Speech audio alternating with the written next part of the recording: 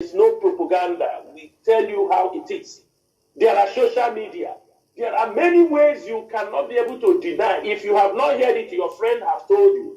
There is nobody in the northern part of Nigeria who is from southeastern region that will not say he is not hearing this cry for independence.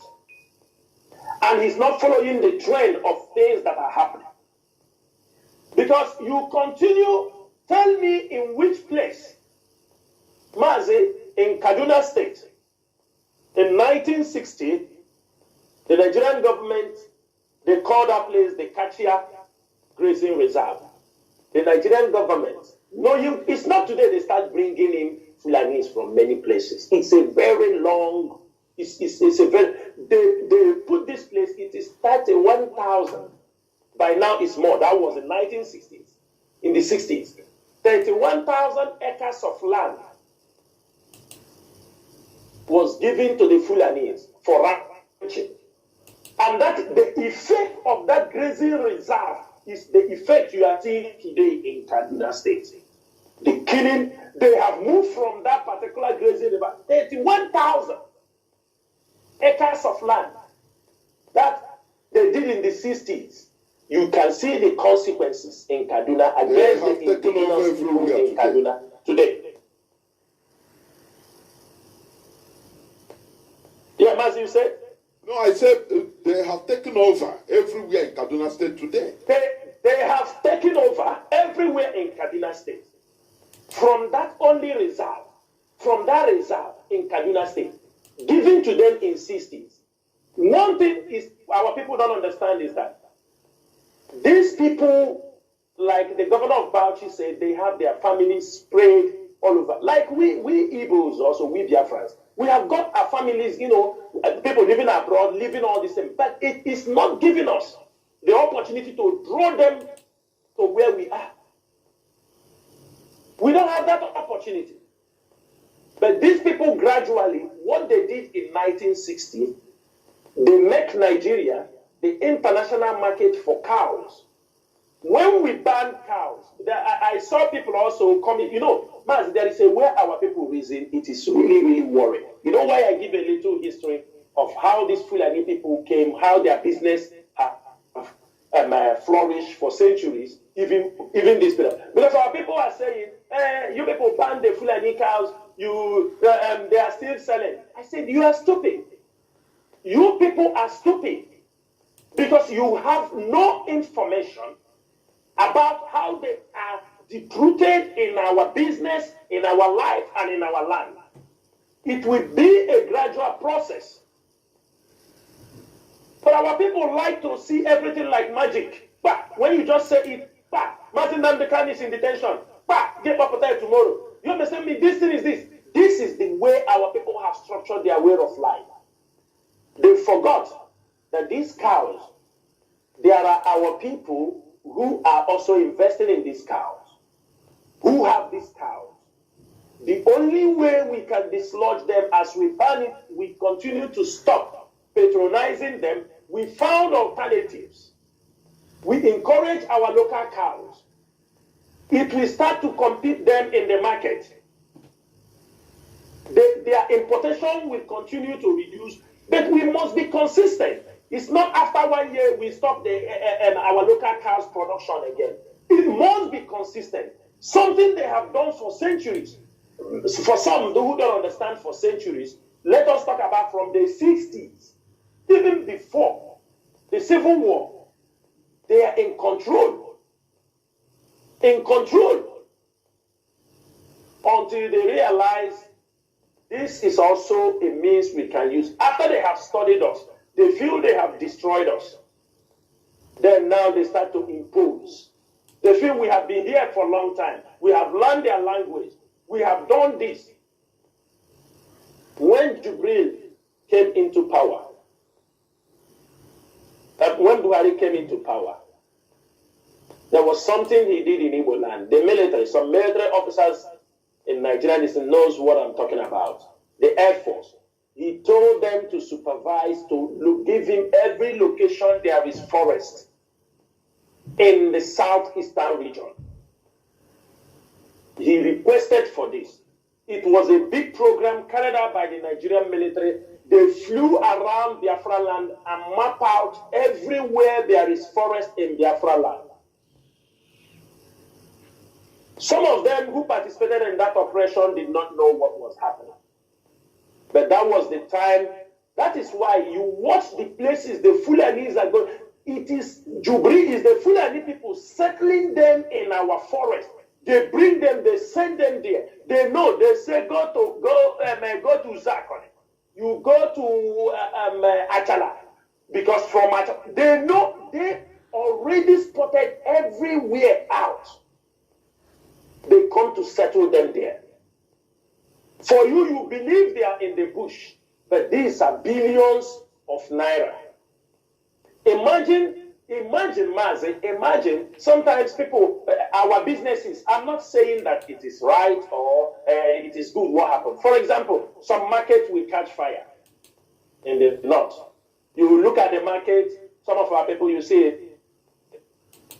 it, plastic bottles, plastic these things. You see other ones, this is their business. I'm not saying this is not the best. When you calculate what have happened in that market, it may not be up to 200 million.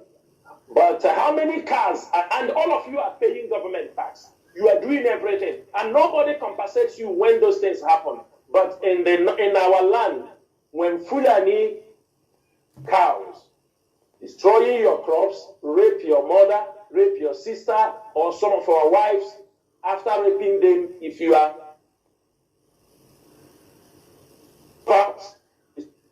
pay them. They will still go to pay them for the cow. And they made that cow. Imagine those class of cows that they are selling at 500,000 each. Imagine 100 of them. 100 of them. Imagine how much it is. Just cow in one place, in one bush. They pay no tax, they pay nothing. And that is why they continually refuse to be in a ranch. Because they will not pay. If they can be in a ranch, even state government can take a tax. Because Nigerian government is taking taxes from our companies. There are federal revenues, they are collecting taxes from them. But the Fulanis refuse. They will not put up that business where the state government or any people can take tax.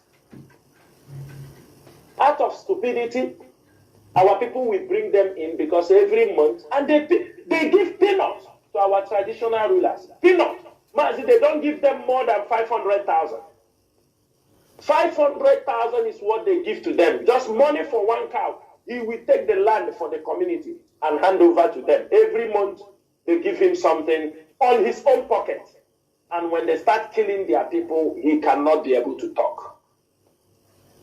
Our people in the north burn down their businesses. Nobody speaks for them.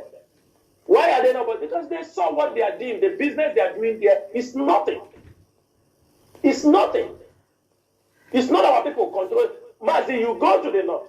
Go, for example, in the market where our people are selling soup, food items. Is it not our women there? Oh, here, I'm table. 50,000, 100,000, 60,000.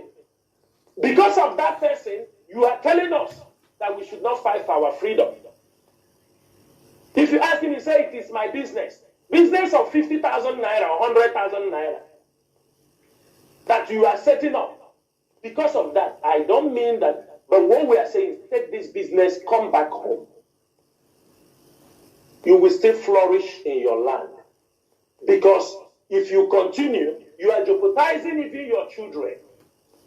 For you now, you feel safe. Your children, at the end of the day, they remain there. You die, they don't come back.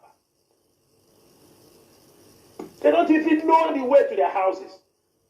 They don't even know.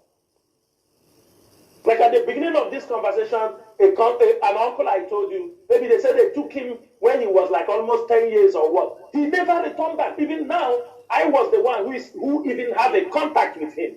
He had a son there. When I was in Meduguri, I had a son. We don't know even maybe if he's still alive or just this is the way. And we are waiting for this kind of people.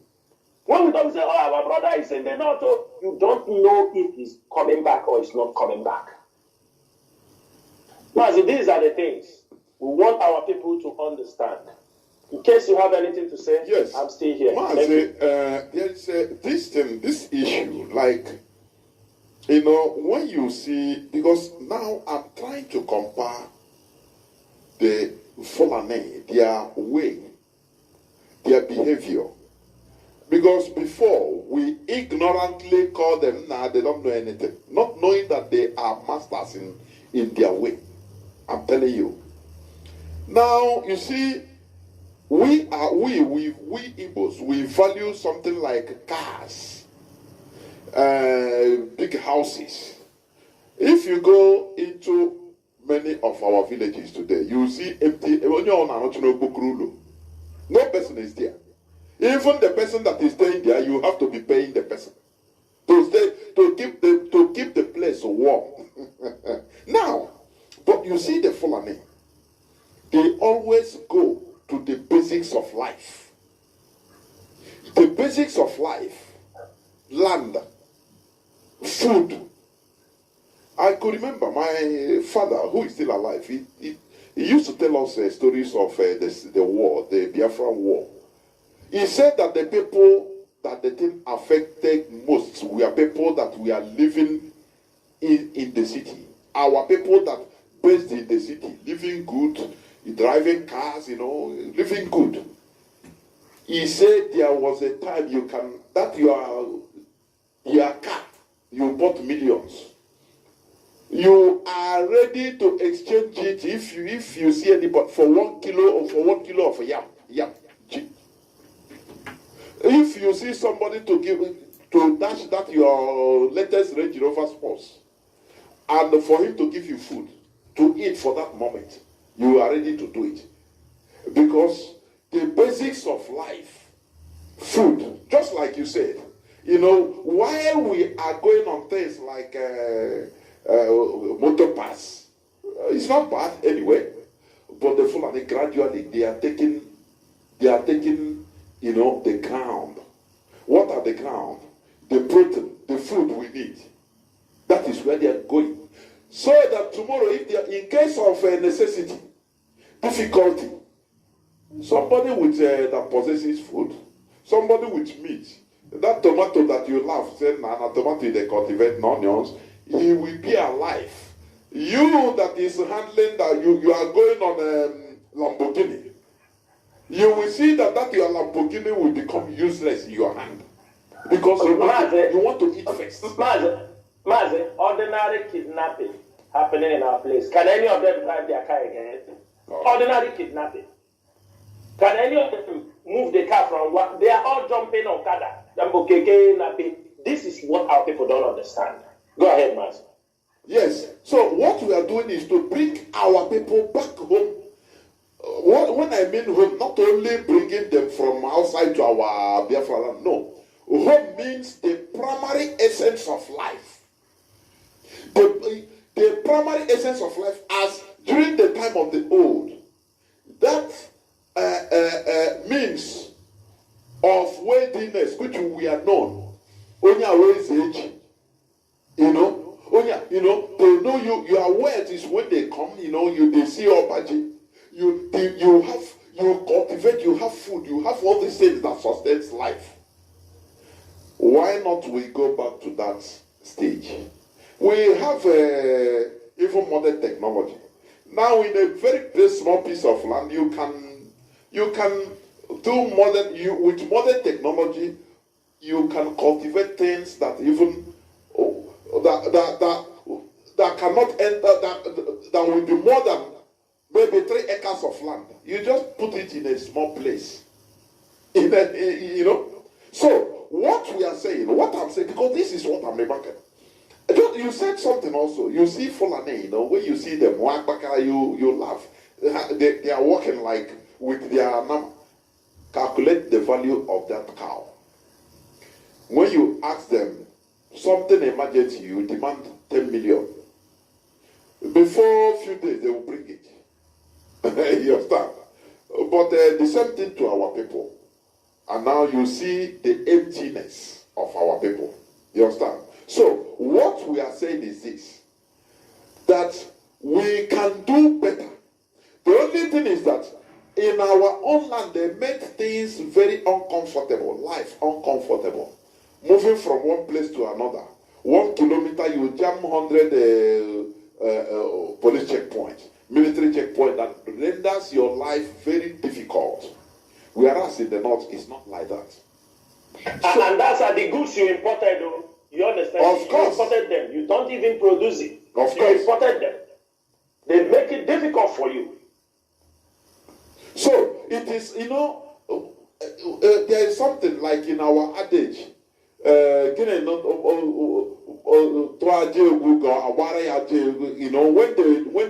the tune of music changes, you change the dance. That is how our people we should be. Not doing the same thing at every time, the same thing, the same old system. They know us within our motor pass. Sometimes I become annoyed. Oh, we are traders. Oh, motor pass. Hey, now pass dealers. Which kind pass dealers? This thing I see now as insult. Whereas people, you see the Fulani, they are dealing with the primary thing. Mazi, it is. Mazi, let me tell you, in this part, like we are saying, things are changing. Okay? In this part of the world. Mechanics, that time they will say mechanic. In this part of the world now, nobody wants to be called a mechanic. They prefer you call them car technicians. Oh, yes. Because they call them car technicians. Yes. You understand me? Because cars have moved out from those manual way and now become electronic, the dashboard, everything. Somebody will tell you, I'm looking for a car technician. Because you'll be able to diagnose with computer, but our people stop in that. And most times, go and see the shops, Mazi. Go and see the shops. What is there? Everything is imported. No one can be saying, shoe imported, clothes imported. But look at these clothes they go to Turkey to bring. These are the things, and our people bring it. The Northerners don't wear them. I think you know that. We go to Turkey to bring goods. We go to China to bring goods. Most of those goods we bring in, the clothes, it is still consumed by our people because the Northerners completely depend on those their fabric and sew their abada. Do you understand me? And those their cashmere. That is what they depend on. So everything we are running around, we are serving our own people. We are serving our people. It's like you see some pastors. Like they can Kuwait or Dubai or anywhere. You say I have a church in Dubai. But I ask them sometimes, tell me one person from that country you have. It's still our people. It's still our people that are. It is still our people. Our people that they start dragging. Come to my church. Come to my church. Come to my. They have never been able to change to bring one Arab. You understanding me to Christ? After all these years, they are making noise, binding. This is what our people are supposed to understand. Who are your priorities? Who are your targets? If it is only our people you target because of them, you go, my brother, do it at home.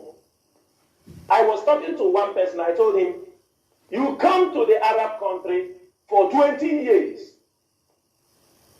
For 20-something years, you say you're a pastor, you make church. You cannot be able to have, after 20 years, you still don't have a place you can say, this is where I have laid the stone for this church. It's from one basement to another, one basement to another, one place running around. When you go, you think another person has time to run around all that one basement to another. You understand me? You are not making progress. We need to understand these things. And those people we respect are those, like say Catholic, Anglican, Orthodox. Those ones they know, they have built their foundation. They can trust for many years. They have been there. Our own, we run around thinking we are doing, because we want something, we don't want to. Mazi, we want something very quick. That money, Abia Sunday. Very quick. Very quick. Abia Sunday, yes. Post in social media. These things have affected our lives. They have affected our life. You ask yourself, You go anywhere they import. It end in Lagos. Your customers are within Lagos. Go to the east. They say, how many? These are Hausa girls. How many of them are following you to wear the trouser and move around? How many? They buy the Nigerian wax. Do you understand me? They make their dressing. They wear. The money is rotating inside the same place. Even though they may import that, our own, no way. But are you telling me, even our Ishiago, our tradition, we don't even have a place to produce it in our land? Our clothing. We don't have a textile company to produce it. And we make noise. It's because we lack those things. That's why people take over those chances. I mean, look at it. Man, somebody tell you, I am doing a phone business. I am doing electronics business. I am doing this thing. Man, he's not even doing it with the right people. They go to China, they pack it, fake the ones that, like for example, if it's Samsung, he will not prefer to bring. He will tell you the custom is high. That they have those excuses. There is always excuses. They will never bring something good. Even as you see all this clothing shifting everywhere, it is still the fake one. They go to Turkey. I'm wearing Gucci. These are all fake products. I'm wearing this, I'm wearing that. You just want to make yourself feel happy. This is not the original. So if you're not getting the original, why not? Why not live on something? Patronize your things locally. Be in your place. Then we make noise, and at the end of the day, we have no days. It's a very difficult. Especially the people in the north. We need to look into those things. If you are in the north, it's time you leave. Why is it that? Who are your customers? Why does it deserve it? Why is it that if you come to Biafra land, Igbo land, you will see our people, see Igbo people just wearing this babariga, Hausa babariga, just casual. Oh, they want to use it as fashion. Yes. Okay. But in the north, they refuse all that. You can never see an Hausa man just out of casual, you see inside his wardrobe, just ordinary Hausa man or Fulani man in the north. You will see his wardrobe, Ishiago, in his wardrobe, normal, just normal. Maybe sometimes he can wear it as casual. But we feel even proud wearing other people's own. All these things gives me concern. Sometimes I say, how is our people created? Are we created to be perfect slaves? Mazi, it's a question I try to answer. Mazi, there is something you raised up at the early stage. When you were talking last time, now, about we have properties, we have things, we have homes. Mazi, as we are speaking here, many people living abroad, their homes are there. They pay to take care of it. Even where you have even brothers and sisters, nobody take care of. As long as it's not his own. Of course. See, we don't want to take care of it. As long as it's not his own. It's not for him direct. He will not take care of it. If you like, train him in university. Finish. Give him money to this thing. No, they don't take care of it. Many. Mazi, what is our problem, Mazi? We don't. These are the things affecting our lives, even in this struggle. In this struggle, you see people. Some people come. They thought we come to joke. Many, they thought also we come to make money, because you will find some people when they want to join IPOB. Let me tell you, I have people who used to call me. Say one day, nomination, make una fix me somewhere, I look at their mentality. I say, these people thought what we are doing is something you fix somebody. You understanding me? I used to tell my brothers and sisters, I told them, look, if you do not participate in this Biafra restoration struggle, if you are from my place or like this, when Biafra comes, I treat you as a brother and sister. You don't interfere. Because there are people who have paid their life for this struggle. You won't take what belongs to them and hand over to somebody else because he says it's your brother or it's your sister. But when you are in the mission, how many of them supported you? How many people are supporting you? This is the thing that our people must know. If you are in the north, hoping we are going to look at your business, IPOB will mount a campaign when you will raise your voice that remember people in the north. Since 2012, as I can remember, 13, President Nnamdi Kanu have been shouting on Radio Biafra for you people to come back. I cannot say there are people who are not coming back because I have people I studied with in Maiduguri that time. Most of them I see they relocated to the south. Some are in Lagos. Many of them relocated. And during that time, Boko Haram was hot and many of them were killed. Many relocated. But you continue to see, even I know friends who went in from Kogi, most of them returned, but there are still our people still hanging up there.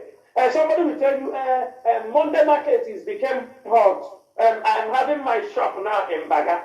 How do he say they wait for telephone? If any customer call him, you come out from the house, go and give him goods and return back. Is this life? What do you have there? You have a building? No. You have a car? No. What are you doing? What are you doing?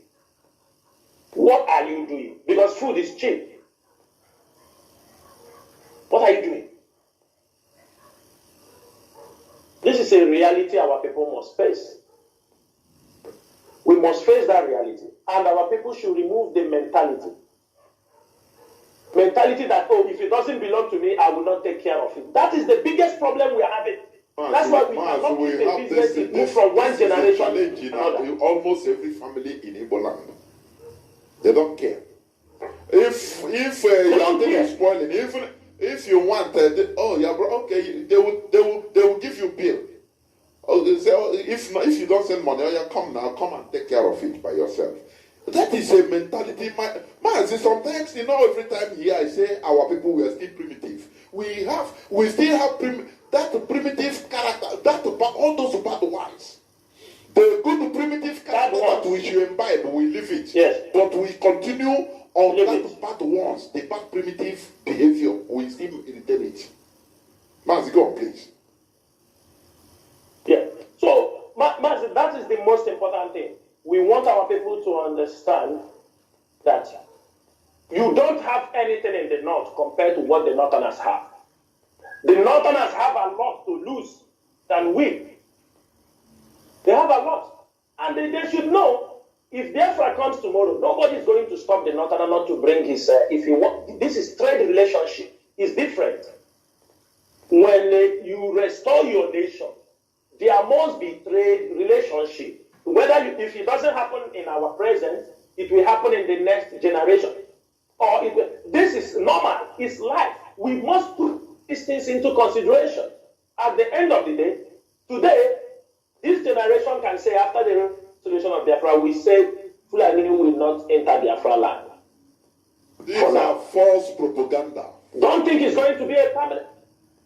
These are false propaganda. Anybody telling you those things is lie. And if you are thinking in this way, you're also telling yourself lie. Because when you restore the nation, the only thing you will create avenue. How are they coming? There must be a relationship. There must be that business avenue. Mazi, let me interject here. Do you know that the other day I was reading about documentary of some South Sudan, many South Sudanese living in Sudan today, living well, their business. In Sudan, yes. They interviewed them. They said, no, everything they are okay. There is no problem. Now they are living as foreigners with respect. Because they have a country now. But had it been that they were still under the same Sudan, they can be slaughtered. No person talks about it. Because it is internal matter. That is what our people should understand.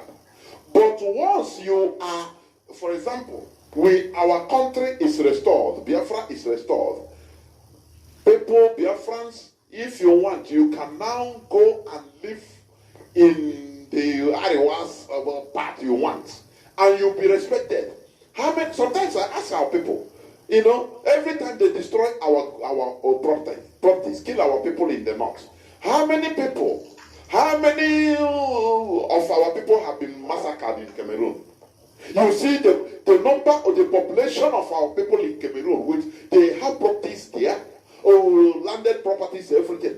But have you ever heard that they targeted our people in Cameroon and massacred them? It's impossible. Because now it becomes an international affair. They come from other countries, for goodness sake. They have that ultimate respect. But the Fulani propaganda, they will continue confusing you. That is it. Mazi, please continue. But Mazi, let me say this thing here. You know the Sudan you are talking about. I was slave. I was once, you understand me, living in Khartoum. You understand? And I was in Sudan when the South Sudanese were fighting their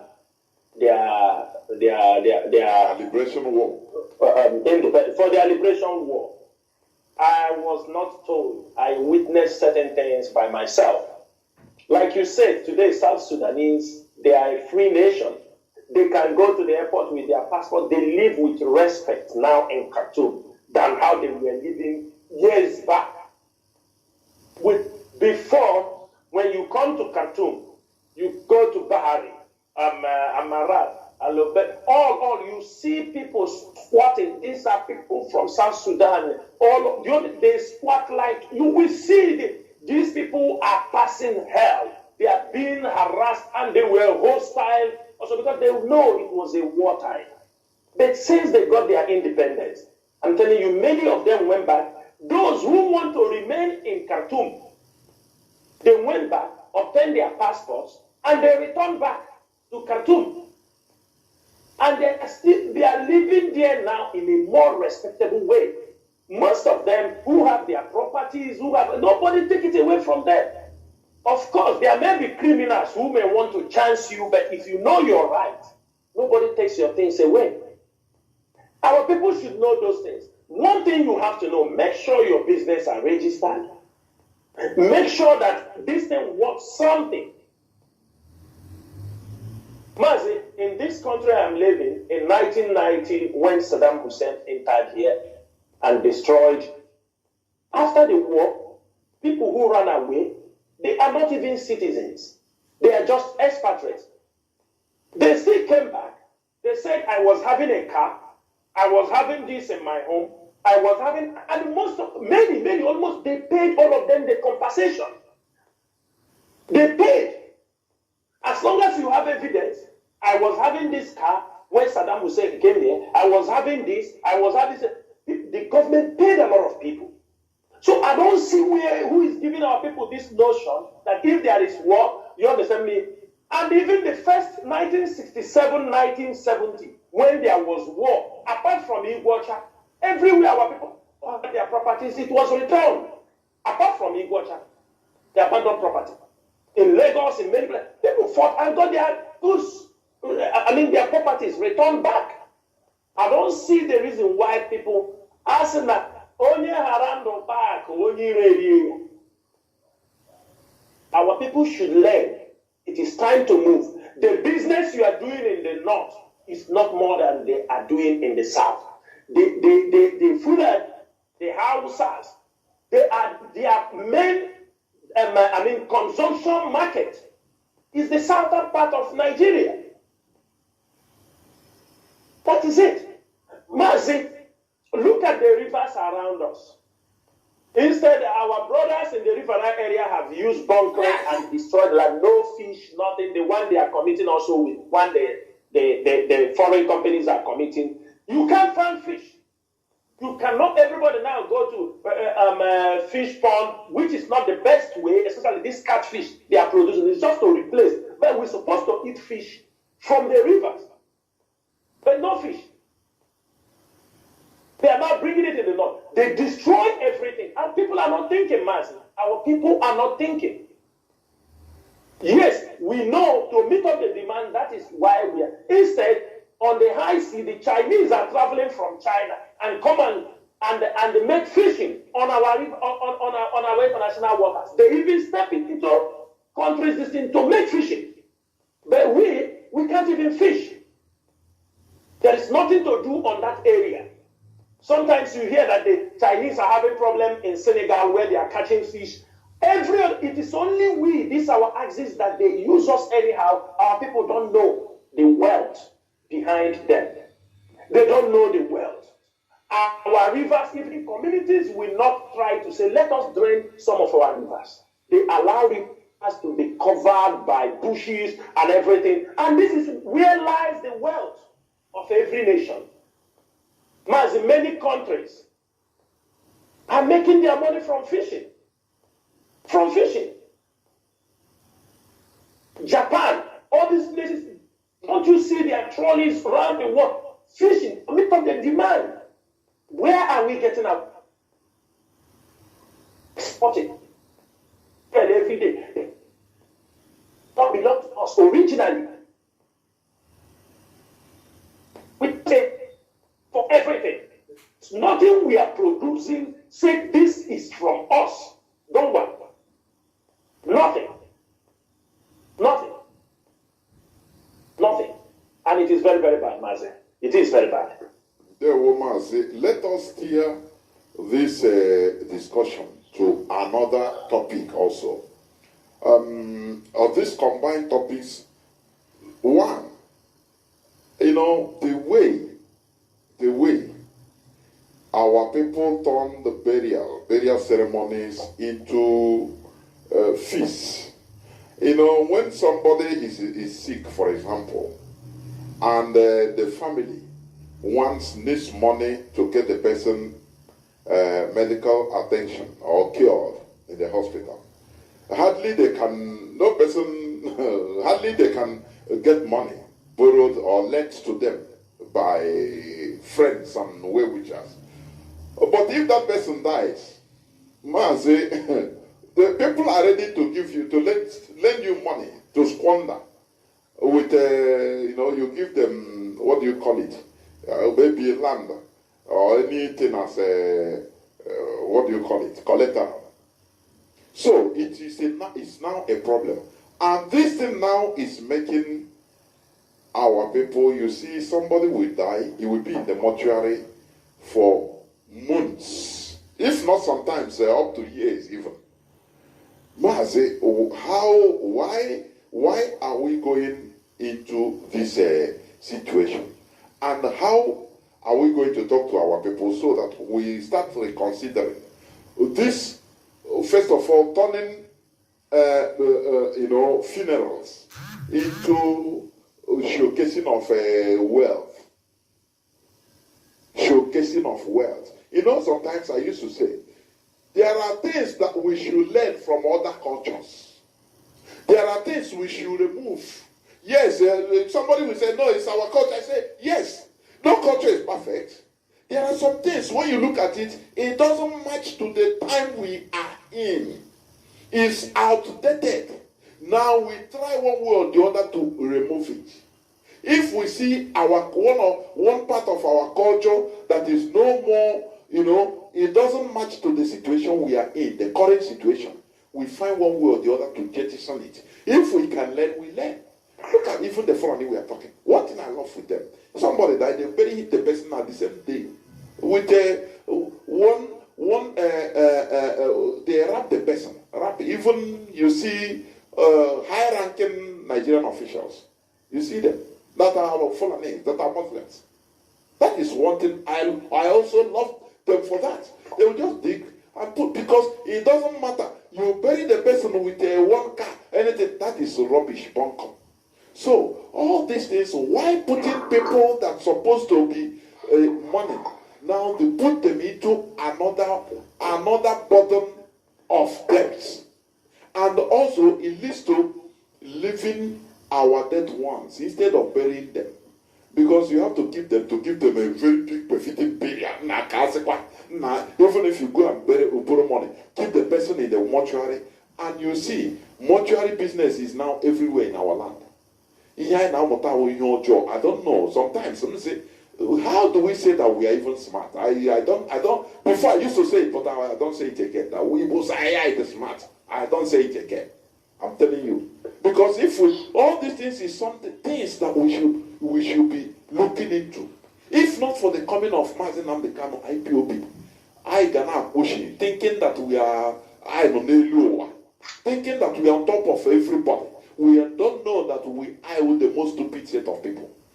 Why is they carrying out this primitive character? Mazi Chinasa, please, you don't know who Mazi, you know, I could remember those times when our leader would say we are the most stupid people, black people are stupid. If you post it on social media, people will get angry. You understand me? People will say, oh, you say that we are stupid, we are not stupid. But Mazi, like you said, we are not smart. I can tell you that. Mazi, even here, I used to tell people, I say, you say the Arab people, they don't know anything. They built Dubai. They built no Arab country, no country in the Gulf. If you see it, you know that these people are wise. When we try to shut down on them, these people are wise. They know what money is all about. They know. They know something that is good, they bring it. One of their leaders said like that. He said anything that is good, money can bring. He said bring it here. Mazi, our people don't want to jettison certain things because for some people it is their way, is their source of income. And if you don't understand it as fast as you can, then it becomes part of you. You know, when generator, people don't know that those who owns generator business, they are sabotaging Nigerian electricity business. Electricity. People don't know that those who owns trucks, moving from the south to the east, bringing cows, people don't know that this group of people sabotage also railway lines. People don't know that. People also, a lot of people that have interest in something, they believe the best way is to sabotage another one. No. They say there is a poem that when we in school, they say the world is too much for us. Everybody can get a share. It becomes a choice. It's not a mandatory something that, it must be through truck. I must carry my goods. No. Those ones with trucks don't want you to go through rail. Those ones doing a generator business, they can go into another business. But no, it is the same thing to the burial. As I could remember when I was young, I am an Ongwa man. I remember one of my father's uncle that time, when he died, I was young that time. If somebody dies, they bury him. Emecha, akwabaya siznana anemokuko. All those things, they are there. But suddenly, this generation, you see this generation, we destroyed our culture so much. Because it's this generation that come and brought all kind of stories. This our generation. We brought and destroyed everything that was there. This issue of keeping dead people in the mortuary for a long time, it is now turning to become not even, I don't know how to qualify it. I don't know. But the first time when I travel outside Nigeria, you know, we talk about this burial, we think it is a tradition or it's a Christian, but no, it is not. Mazi, when I traveled out of Nigeria, I was came in encounter with Christians in other African countries, in East Africa, see many of them. So I was surprised when somebody died. They said they are buried him. He died in the night, the following morning, before, they said they are burying the person. I said, really? He said, Christian. That mentality, I came out from Nigeria at that time. I said, but why they bury him easy? He said, no, we bury him after we do. They are Christians. I said, really? He said, no, we don't keep it. Why will you keep it? He said, we bury the person. Then after we make prayer, we have, when he died, I think they have 3 days, or 7 days, 21, then they make the 40 days prayer. That from that time, at least in 40 days, even if you could not be able to meet up the 7 days prayer or 21 days prayer, I think the 40 days prayer, which is anybody, if you are a daughter, anybody, you can be able, anybody, anywhere you are, you can be able to. When they bury the person first time, the third day, they make prayer. So somebody died, people are still mourning. The third day, they make prayer. I think they shift again to 7, make prayer. For a person to rest in peace, make prayer. I'm not saying we should take this model, but we have our own way we have been doing it. Mazi, in this subject, the IPOB leadership is looking into it seriously. Because we will have to start with awareness to educate our people. After we have done enough awareness, we may move to the next step of enforcing, making sure that all these mortuaries in our land are shut down. We have to, because our people are people that they don't listen. Of course. You got behind, you know, if you don't praise it, you don't come out. You not function. Mazi, burial of our dead ones has become a burden on our society. I'm telling you the fact. But there are things our people don't understand. Burial we are doing, they say we are Jews, from our side, that we have a lineage with the Jewish people, and for more than 5,000 years, or 4,000 years, the Jewish people have maintained burial. They try, you understand me? They avoid anything cremation, to cremate somebody, all these things. They have avoided. But when it comes to the one our people have to learn, then we don't learn it. Are you understanding me? They keep it aside and do another one. Mazi, the number of mortuaries in our place, along the highways, along everywhere, Mazi, is mind-blowing. Mazi, is mind-blowing. Number one, burial. When you bury your loved one, it shows respect. It shows respect. But if people can be able, when their loved one died, they now keep it. You are talking about what month? If you go to Akwa Ibom, people are kept for 3 years, 2 years before they are buried. If people have forgotten it, and sometimes they make embalm in the house, they find one and make the person embalm. Forgetting this, there are the number of days or weeks you can keep a dead person. There are number. We know there are reasons that makes people not to bury their loved ones fast. We know. People can give you thousands of reasons. But why we are here on this radio this evening, we want to educate our people that there is no need for those things. It is ignorance. That's how people will say we are Christians. Some say that, but you don't know that keeping of dead bodies, that a day will come after the time they don't know it has connections with paganism. It has a very strong link with paganism, that the church have not been able to remove themselves from inside.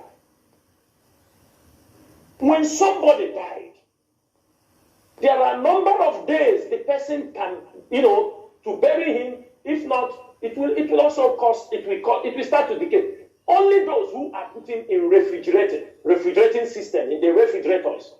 Even if you are putting in refrigerator, there are still a number of time it can stay before the dead body start to decay, no matter what you do. Then people will go to the old way of, they will remove intestine and pour things in balm. They make embalm somebody.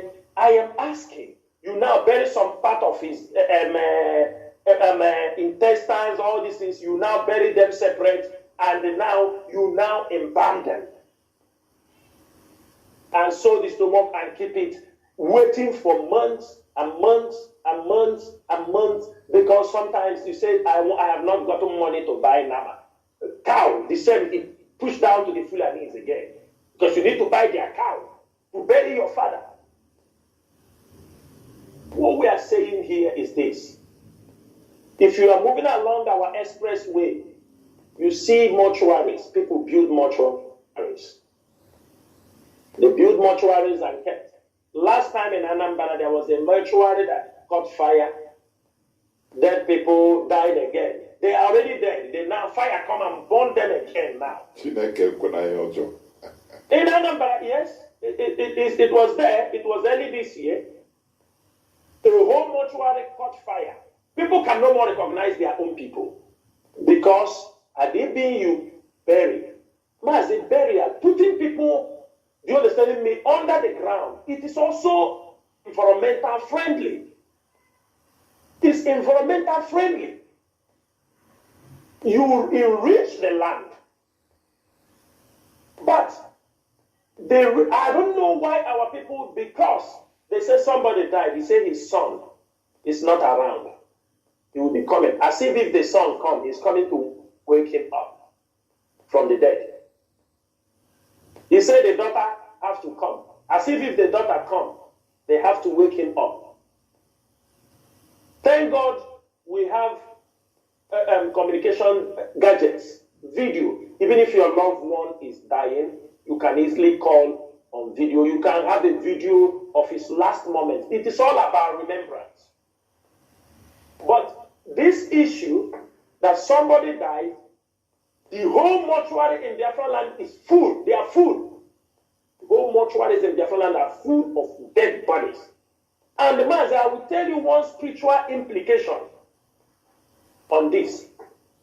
If our people continue with this, if the Nigerian government descend war on us, we will lose the war. I'm telling you.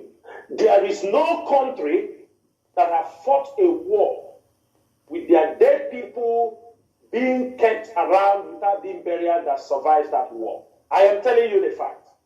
Go and check the history of Japanese. Those people who have fought the war, Japan, China, go and check all these areas.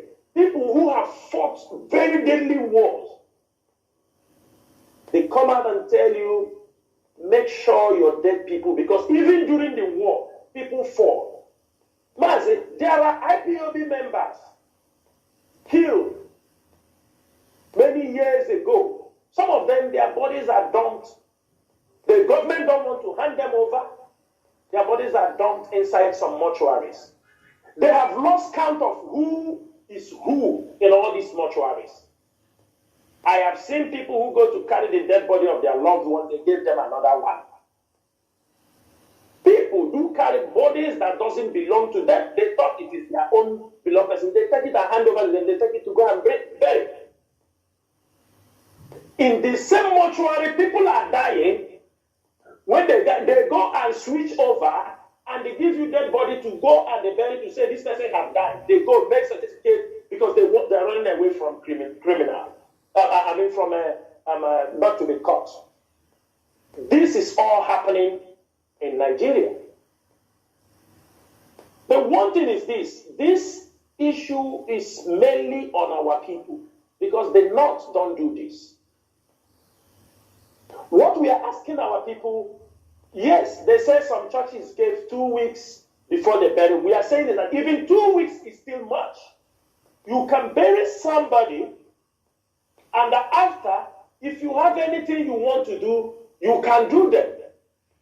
People die, make sure they are buried immediately. 48 hours. Okay, even if he dies in Lagos, you try to move him immediately.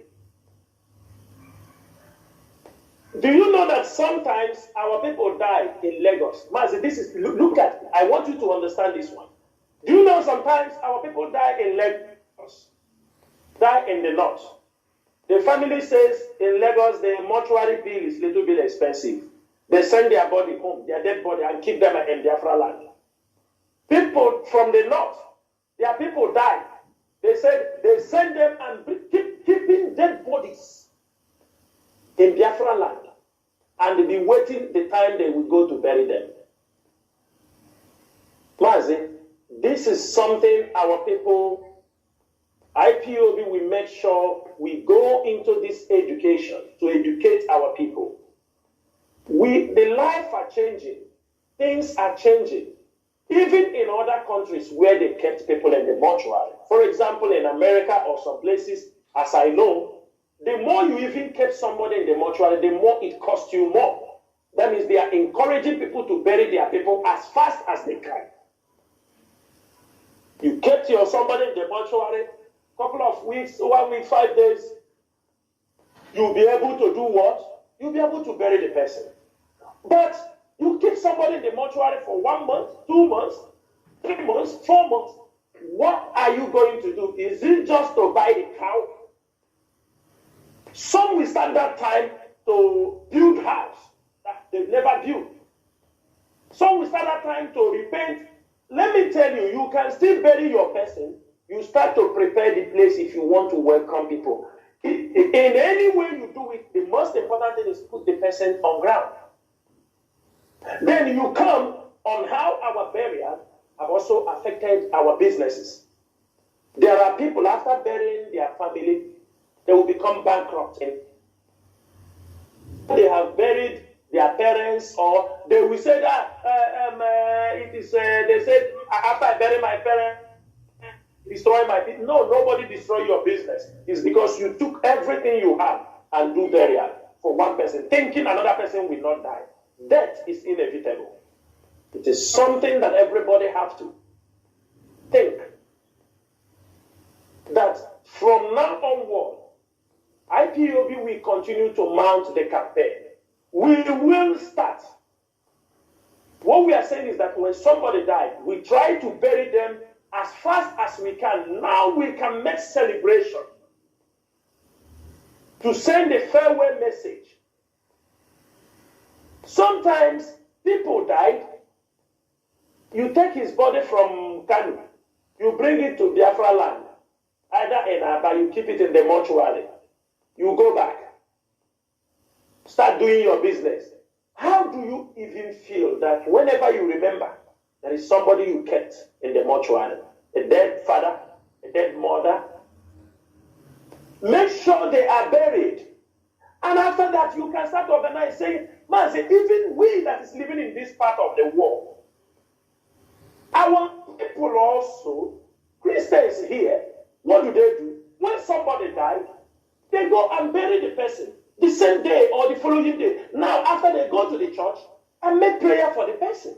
So why is it that we can exhibit all these things in another man's country, but when it comes to our place, we don't? I want to understand. Why are we obeying those things in other people's country, but when it comes to our place, we go deaf ears? And people look at us and we're claiming that we know something. Can somebody come and give us a very tangible reason why we should be keeping dead bodies all over Biafra land? Dead bodies everywhere. Now, they have moved from the dead body. I'm not saying Apams don't do his business, but they have glorified the burials of people that they want to, the limousine, they never carry them in their life, everything, they never do them in their life. This is now what people are coming to exhibit. Our people now will come to a village because they want to bury a mother. They will say we came with 20 Bentley or Rolls Royce. They are spreading money. A woman that died without not knowing anything. Even where you are spreading the money, poor people are all around. I thought that death supposed to be, yes, you can celebrate somebody, but that is not the way of celebration. If you want to celebrate somebody, you want the person to be remembered, you can set up charities in the name of that person. That is how people will live, become immortal. If you want to remember your family person, you want to remember your dad, your mom, set up a charity in her name. If you feel you have that money,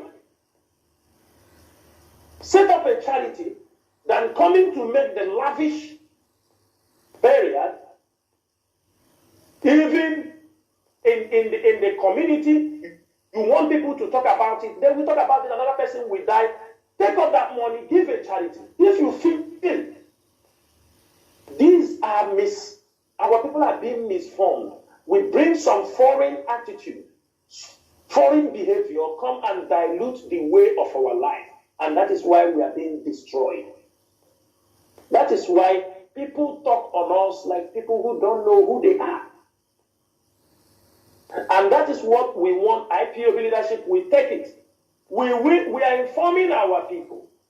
Because as Nigeria is planning to carry out a war against our people, Biafrans, we will not go to war without making sure that a number of our people that are being kept in the mortuaries are buried. Because spiritually, during the warfare battle, it is not appropriate unless you people want us to be defeated.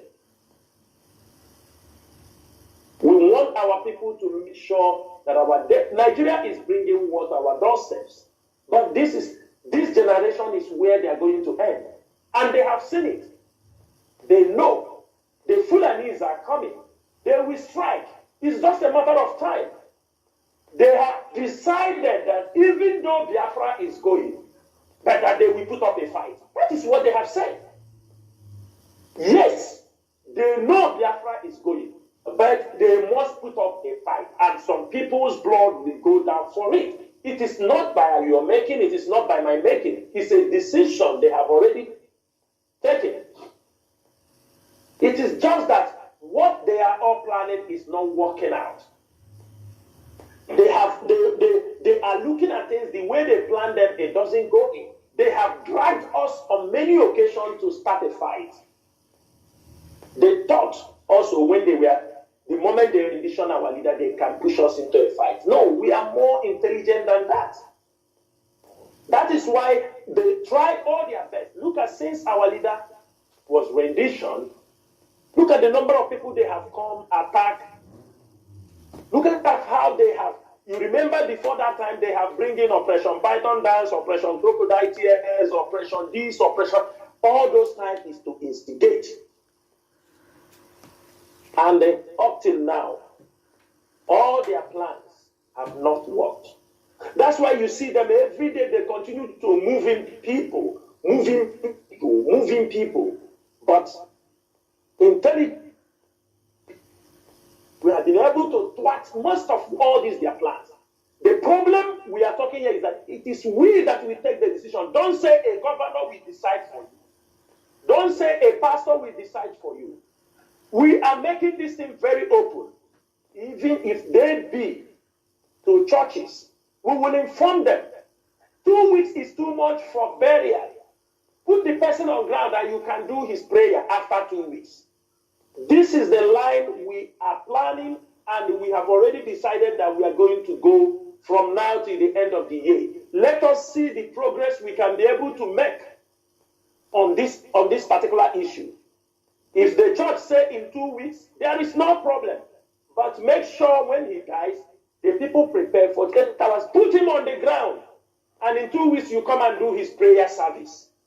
Let us start changing certain things that have not benefited us. When somebody dies, the best thing you can do for him is to bury the person. That is the best thing you can do. It is not to move him to a mortuary, kept him in a mortuary, start paying bills, start sometimes to go to even take the person from the mortuary, the money that have accumulated, some will accumulate to 500,000, 600,000, you pay to carry him in the mortuary and now start going for burial. Now you buy one cow from the Fulani, sometimes from where, if it is your mother, your mother's side will say you need to come and tell us with a cow. That is 2 cows. Then another person, they say the cow, you go. This is, before you finish, you have spent up to 4. It has become a way. But this is not our way of life. And any dimpa. anybody, put him on the ground, then prepare. But make sure you don't take it so long also. But let us start. This is a campaign we have to start, and we are starting it as soon as possible. We want our dead people to be buried. When we will do this campaign, we will come up with a decision if it's having effect, a positive changes in our society. If not, we will not have no choice that we start shutting down all those mortuaries, because everybody now building mortuary along the expressway, everywhere mortuary. People go from here, accident, whether it's intentional, kill them, they pack our people, they dump. You go to hospital, doctor build his mortuary 500 meters away from the hospital. When sicknesses that they will take time to even see how they can be able to cure you, he said, forget, he give you bill, you die, he profit also. Because when you die, he tell you if you don't pay him, that he's not releasing the dead body. It's because he has a mortuary. He carry it through in his mortuary. The bill is there. He don't care. He don't care. Because across the road, he has a mortuary. He has a mortuary. For example, in my last broadcast, when I mentioned about one of our commanders that died, Colonel Sopoko, when he died, they brought him to that hospital. The doctor put him oxygen, and after 5 days that we lost him, he said he will be paid 1.5 million. If not, nobody will take the dead body. They said, can you? He said, I keep it in the mortuary now because he has a mortuary. Besides, he said you will pay him 1.5 million. Somebody they brought to his hospital, he died in your hand. You are requesting 1.5 million because you put oxygen for him, and they thought, they say, if you don't take it now, I put it in the mortuary here. Anytime you have money, you come and pay. He will charge you for mortuary. This is the wickedness and the evil our people are using all these things to commit. Doctors that have private clinic have their mortuary. They will benefit while you are alive and while you are dead. In two ways, they must benefit from you. In the hospital, they are not serious. Some of them are not serious. You die, no, they tell you stories, okay, because many of our doctors were all abortion doctors. Many of them not alive, but abortion doctors. Most of them came out from universities, only abortion they know, they specialize in. They don't care. They have no human feelings.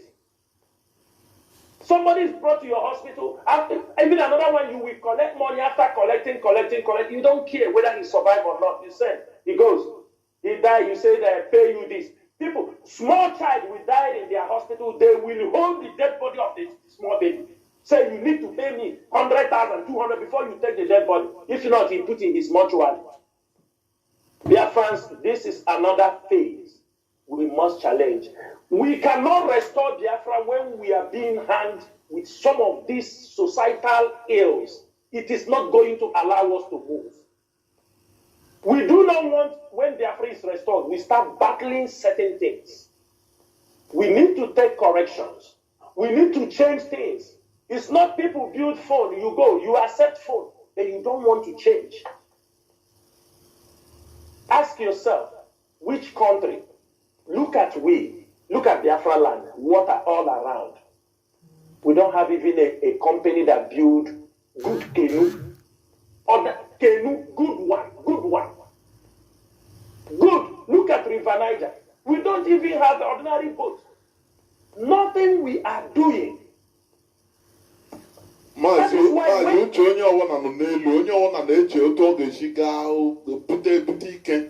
it is a problem, a societal problem. Maz, it's a societal problem. Maz, look at our land. Look at River Niger. Look at all these things. We don't even have.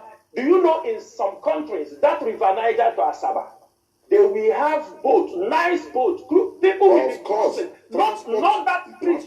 Yes. Not that bridge that they are mounting heavy. They mounting straight on the bridge. Mazi, people that have nothing to travel on that, they will have a good cruise just to cross that River Niger. But you will see many transport will be there. People that are not crossing, they will cross always. Certified, but nothing like that.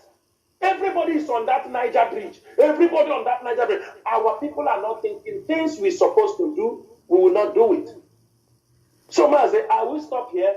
Maybe you point out something. If we need to open the line for our people to come in, of course, we need to open the line. The issue is this. What I see in our people, Igbo, what we always cherish is something that hurts us as a people. Although just a few people might be benefiting, but all those things that hurts us as a people is what we cherish.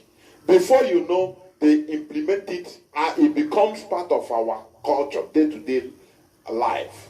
It is very bad. The restoration of Biafra, it entails also changing things we could, things that hurt us, things that harm us as a people. Like this issue of burial, making it, impoverishing people in the name of a burial. They are burying their loved ones. Things will be imposed on them, or they will impose things on themselves in order to showcase that could be this and that. All these are rubbish, bunkum. We should, when we talk about tradition, modern tradition, enlightenment, it entails there are things you see. Generations go, they say, oh, this thing that our parents, we have been practicing. Oh, it is harming us. We weigh the pros and cons. And now we remove all those ones that are harming us. We inculcate all those ones that is good for us. That is not even our culture, but we bring it. No culture is perfect in this world. It goes on constant changes. All these things are things that our so-called elders should be putting mouth, changing things, talking to our people to change. But no way, where are they? Do we have elders? We have old people. Look at Igbo language. Look at our language. Every language, normally, for a language not to stagnate, new vocabularies must be inculcated into the language every blessed year. Because things are coming out. But who cares in our language, for goodness sake? Who cares? Who cares? After they will tell themselves, they will call, oh, they are elders. They are elders.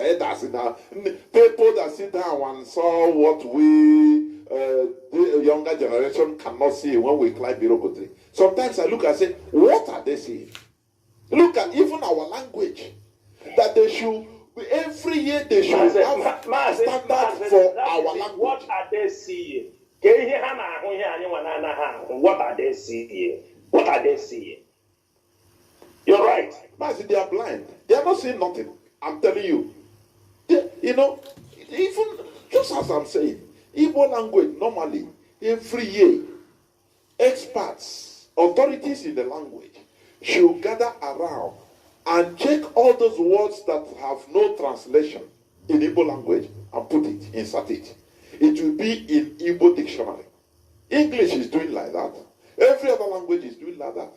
If you don't do it, the language will stagnate. In those stagnant ponds, any water that doesn't move anywhere, it only stagnates. It will, within small time, it will start stinking. And it will die off, start growing algae, and that is the end. You understand? So, we should be updating our culture, our tradition, our language. When we see, we learn from others. Things that we see that is to the disadvantage, our collective disadvantage, we should be removing it. Like all these things we are talking about. Look at without electricity, but mortuaries everywhere. Do you know how much electricity that mortuaries consume? They buy heavy generators. Instead of looking for ways of bringing electricity, even in a community way, locally produced. Maz, there is something like, okay, let's say like Nigeria have no electricity. Yes. Every everybody have a generator. Both I pass my neighbor. Bang, bang, bang, bang, bang, bang, bang.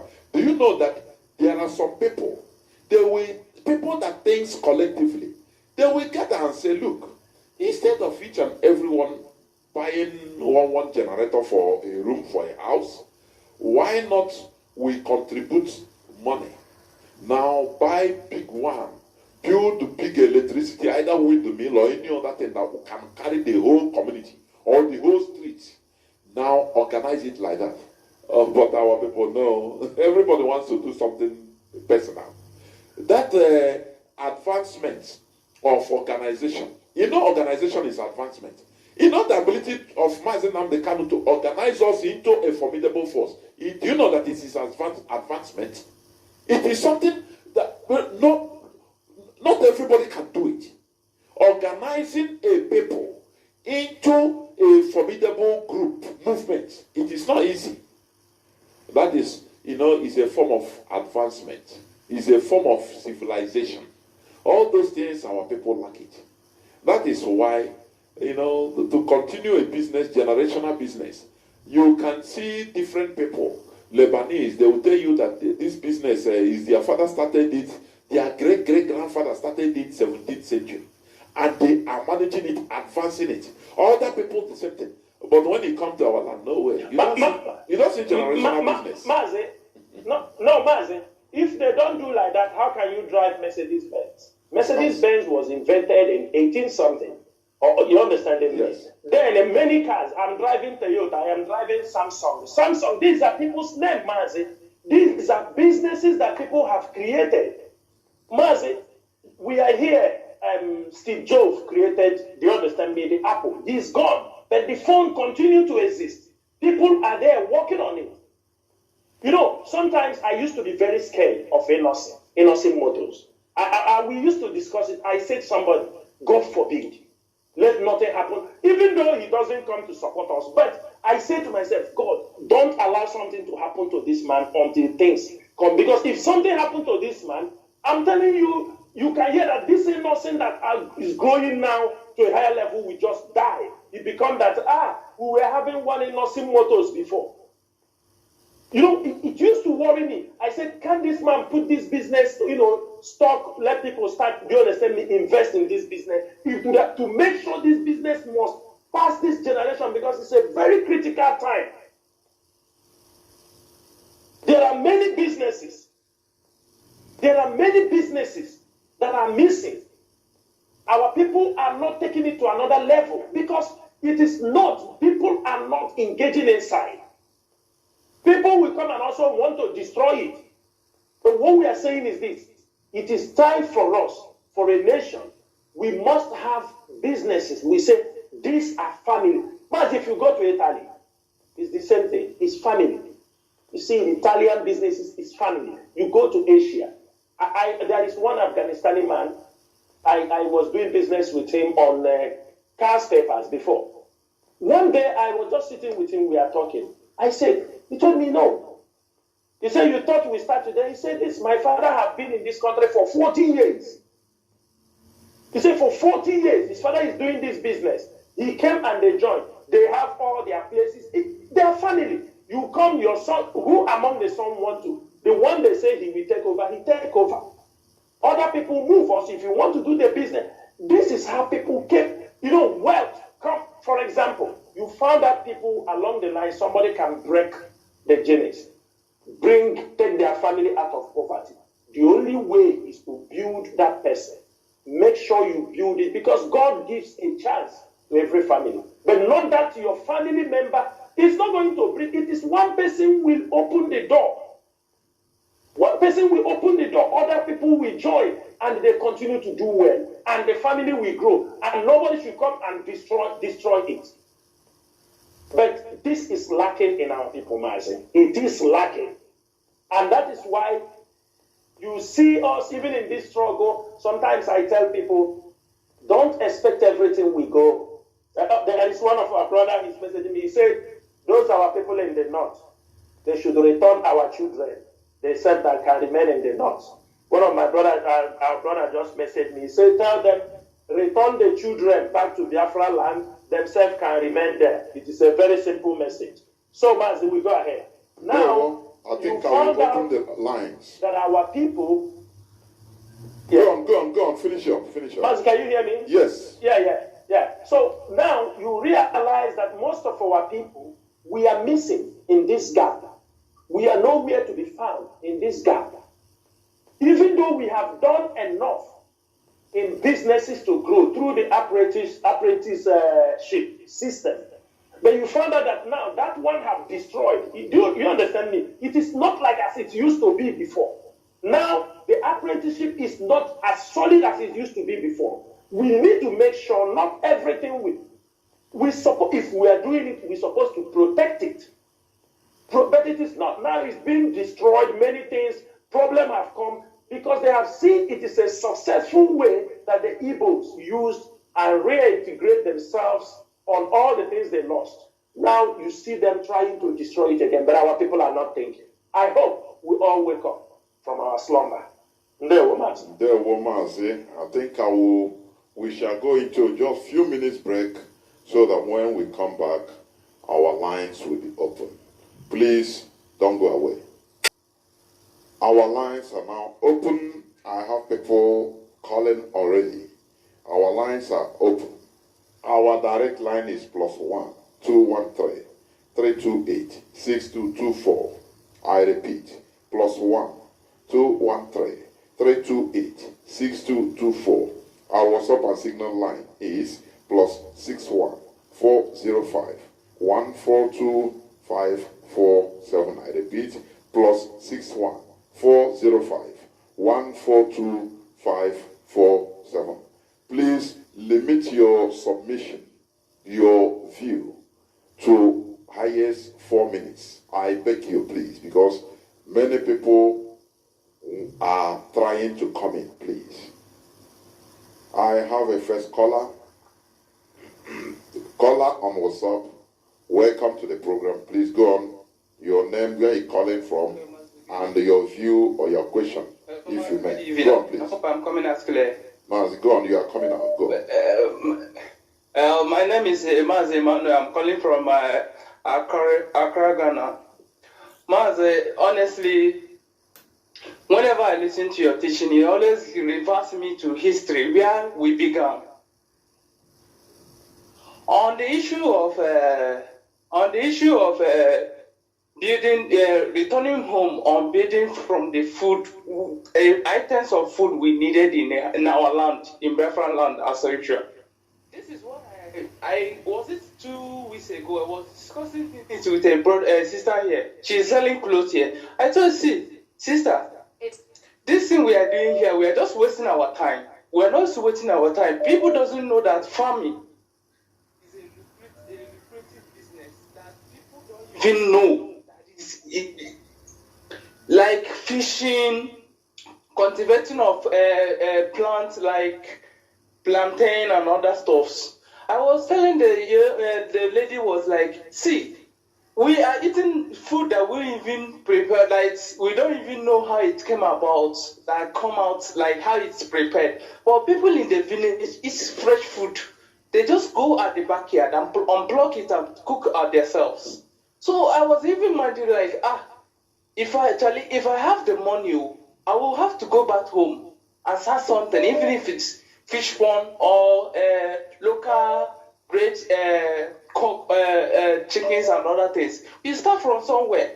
We are not even being here. We are eating don't know the state of it in our own stomach. So the thing I even worried about people doesn't know that this is the life we have to live. It's nothing that need to teach us or nothing that need to be taught us. This is a reality we know we have to invest on. So this touched me. I was like, yeah, this is what I need to hear. I need to learn, and this is what you need to encourage people to do.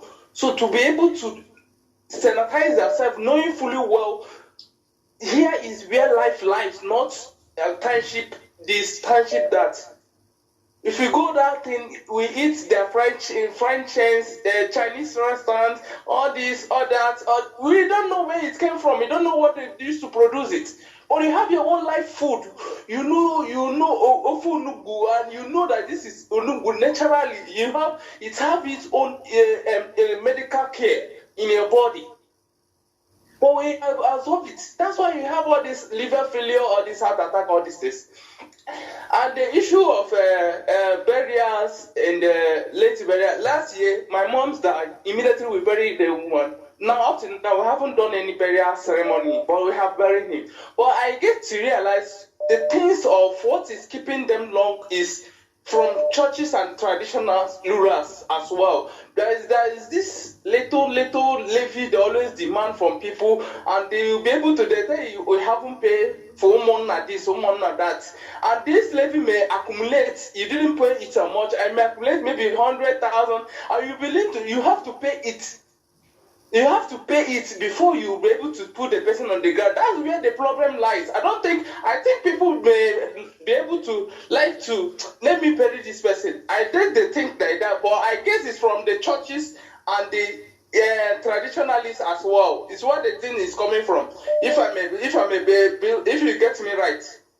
Yes. So that's what I'm trying to that's what I'm trying to put on this thing now, because I was able to bury me. That's usually what my mom told me. If we die, we should bury him immediately, and we bury him. He wasn't doing the burial. We are scattered everywhere. We haven't done the burial, but she's buried already on the ground. When we are ready, we go there and do the burial. But all these things, I guess, is from the levy tax. The tax imposed on them that make them to keep them on the fridge. Nobody would like a loved one to be on the mortuary where you gallivant around looking for money to bury the person. Thank you. That's my submission for today. Thank you very much. Thank you very much. That is all these things we are also appealing to the conscience of our people. All these so-called community levies or church levies. Somebody that is dead. When mother then the expenses. You are at death also. What type of Mazi, I cannot understand. Go on, Mazi. Mazi, there is something people have to know. When someone is dead, what are you asking from him again? A dead person. I want to know. What are you asking the person again? Here, we have seen countries, even if you owe $1 million, $2 million, when you die, that is the end. You have died. But if there are levies, what we are saying is this. The levy, if you be able to collect the levy when the person is alive, you take it. But if the person has gone, I don't think there is a need to, because of levies, you hang. Because most times, you want the children to pay the levy. You want them to do this, to do that. Sometimes, even the churches, they will tell you, your father promised us one window some time ago. He didn't pay, he didn't fix the window. For that reason, we are not coming to bury him until you pay the window. I don't think these things are fair. No, this is wickedness. They are not fair. Let's call it the name. It's pure wickedness. It's wicked. Yes. It's pure wickedness. I don't see. Tell this story to somebody who is not from your side and hear what they will respond to you to know if this is right or this is wrong. That is the things we are saying. We want people to come here, tell us those things that is delaying people not to bury their loved ones. We want to hear them so that if we help us to be able to profess solutions, when we are approaching the churches, we are approaching the community leaders, we tell them. We don't want people when somebody dies, give it 1,000 naira. Anything people, after all, people die. I have seen where people die. People contribute money immediately to make sure they put him on ground. He's gone. You don't count anything for him any longer. It is him. Highest you want to tell people, you said, when this person is alive, everybody see how you do. It is not fair. As long as he's gone, there is no need. He's owing you 1,000. He's owing you 2,000. He's owing you this. I mean, it doesn't really make sense. Thank you, Master. Yeah, Mazi.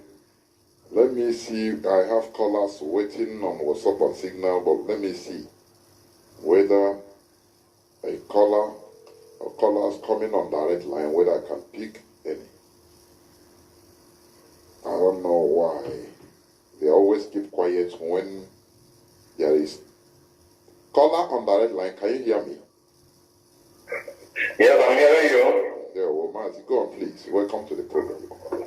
Okay.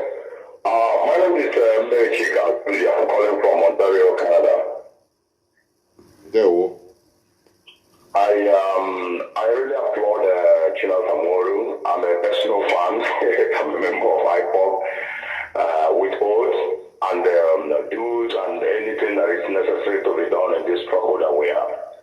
I really like the way he put things to our people to understand. If they can understand, if they can listen. Because our people seem to be very, very hard and hearing. And they close their hearts in receiving what they hear. So over the years, our leader has been shouting on this phone because we see what's going on, that a lot of them are hallucinating. Somebody hiding somewhere in Europe. I really appreciate his take on this, our people that are in the north, and confusing themselves. I myself, I was in Abuja a couple years ago. I saw the condition of our people. It's not exciting. Especially the ones that are running from the halls of the Fulani people that are killing people in the farmers. They run to Abuja and living in shacks around Abuja metropolis. You know, just like I was asking somebody, why are you living in this type of place? Why not go to your village? Instead of living here saying that you are in Abuja. So the point, like the powerful point that he made today, opened my eye. I was in awe. I was in shock. His analysis, his calculation, and his number, what he called. And some people is selling the pipes that they're using doing what's it called? Doing plumbing, and it's something you have to business in Ghana. But one cattle or even 10 cattle can cover this thing. Our people need to listen to this thing. I keep telling people, stop talking about outlook and listen to the radio, so that you can click on, you can understand what's going on. What we need is a enlightenment campaign to clean the mind of our people before establishment day. We can't say them dolls and dollars and dough. So we know we'll be there elected and we don't expect like African states that we are seeing. That has not made any effort since 1966 or 60 days. All of them, some of them have independent up and down. No thinking leaders, no skillful leaders, no. Just we have a country. Everybody shouting with the flag. You know, this is the information, this is the knowledge, this is the teachings that our people actually, the one that are listening. Because I listen to it from the afar, and I take deeply into what I hear from you people. I commend the Excellency for this, insightful teaching, and I also like to stay his ground to know that what he's doing is personal sacrifice, not all these distractions everywhere. You should really think all these things. Some of us are listening to you people and taking you people seriously. Wherever you guys want us to go is what we want to go. What you want us to do, we will do our best. We believe in what these people are doing. And I always commend you. We put you guys in prayer. Every day, I personally, I put you guys in prayer every day. As I pray for the leaders who are themselves. I pray for family of IPOB members and everywhere. There were Mazi. Thank you very much, Mazi. Mazi, I think you're done. Okay, thank you. Caller on Signal, welcome to the program. Can you hear me? Yes, Mazi, I can hear you. There were Good evening from me. There were. Mazi Jonathan, thank you so much. Beloved brother Mazi Chinasamoro, thank you for enlightenment this evening, teaching our people what we're supposed to do so that we can be able to help ourselves in all these difficulties we are trying to put ourselves. Fellow Biafrans, my name is Mazi Akas. I'm calling from Austria. Mazi, I don't have a question. I just want to, speak in the issues that we are dealing tonight. The truth about it, Mazi, I think the only thing, one of the best things we can do that will help to fasten these teachings we are trying to let our people, the importance of burying our own people when they are dying without being delayed. Because it's not every family have money to go and buy a cow. It's not every family have money to go and buy goods. We keep on dumping dead body, or even last time we heard that Imo State mortuary is full already. I don't understand why we are doing these things. Mazi, I think IPOB should go through the PGs and all these religious people in our land, like the priests, like the pastors, let them understand for them to preach to our people. Let us bury our people when they die without delaying. Because it is the same, these pastors or these priests, when our people die, they will say they won't come and bury the person unless they pay so and so money they are owing in the church. Or at the end of the day, maybe this family don't have this money. So they're also going to play a lot of a very big role in this issue. Without it, because our people are the type of people that like to copy. Because I lost my own, I used one cow to bury. A family that is not even, not even rich the way our family is, want to also go and borrow money to buy a cow to bury their own. It becomes a competition. I've not seen this before. Here in Austria where we are, it doesn't matter the money you are owing this country, when you die, the debt is wiped out. Some of them, if they ask you, come and go to prison, you go and serve in prison and they will delay the money. So I don't know why we are suffering our people so much that dead body everywhere.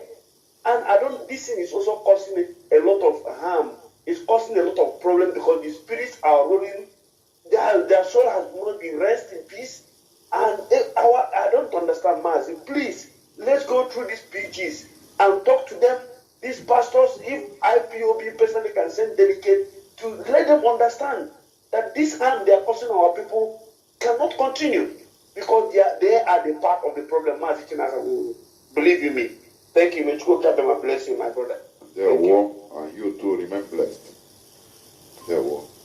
Caller on WhatsApp, welcome to the program. Can you hear me? Yes, I can hear you clearly, sir. Welcome to the program. I greet Mazi Nworu, according to the GOC of Biafra Armies. My name is Mazi Idoko. I'm calling from Dakar, Senegal. Hello? Mazi, go on. Okay, thank you. The program is very, very nice this evening, and it's very, very interesting. I would like to add to what we have been discussing on this platform concerning the business and agriculture aspect and burial and so on. Mazi, there's something when the program was going on, the teachings by Mazi Nworu, I began to connect the dots when I was very, very small.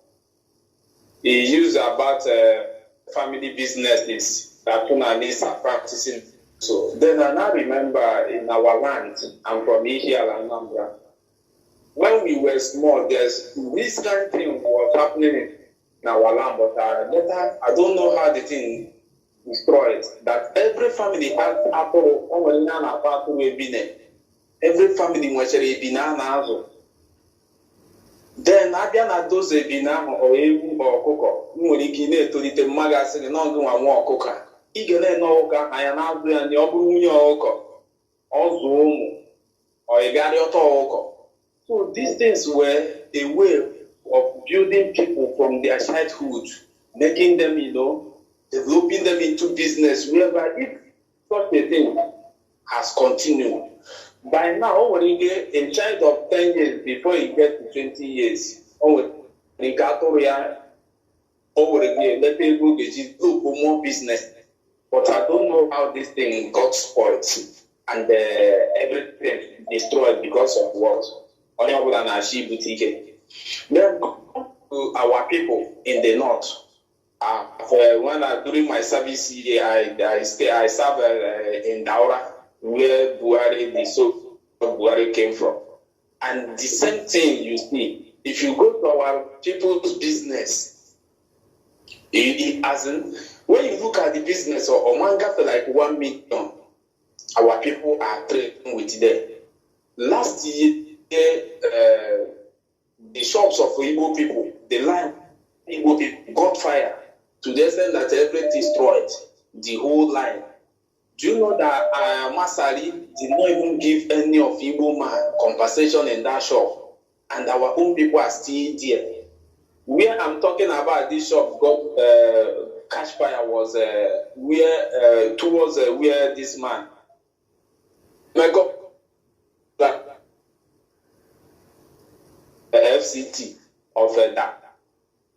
Emeka went and built the largest library.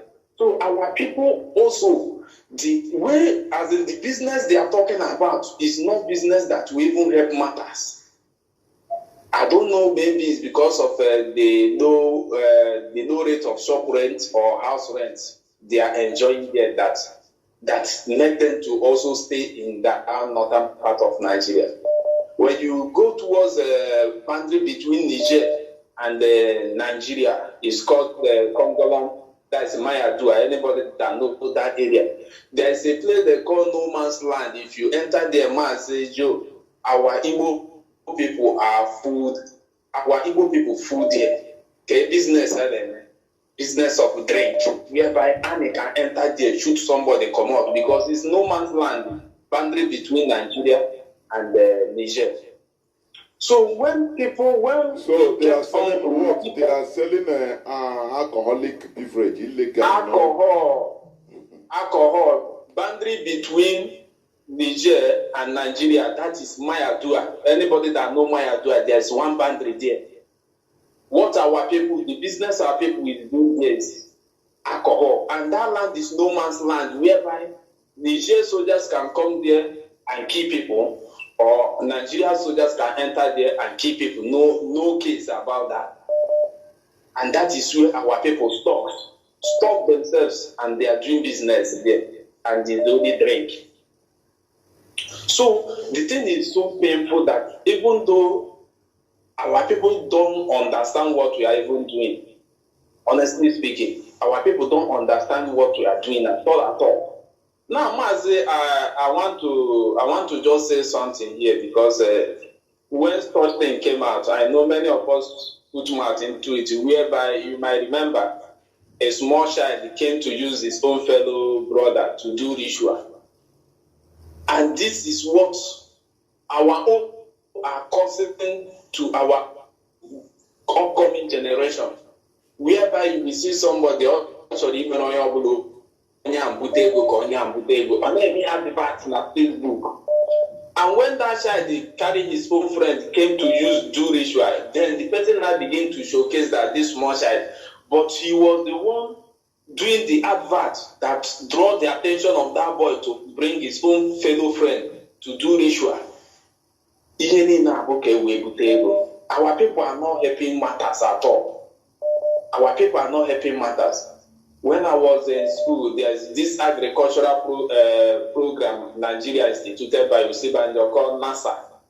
That NASA project then, to the person that explained it to me, is working in Enugu State Agriculture, Minister of Agriculture. So when they come to community, they will ask the community the hectares of land, maybe only corn, which will be like the easiest way to grow business. You want to call your under 3 months, you use it to invest into another agricultural produce, and the business will continue going.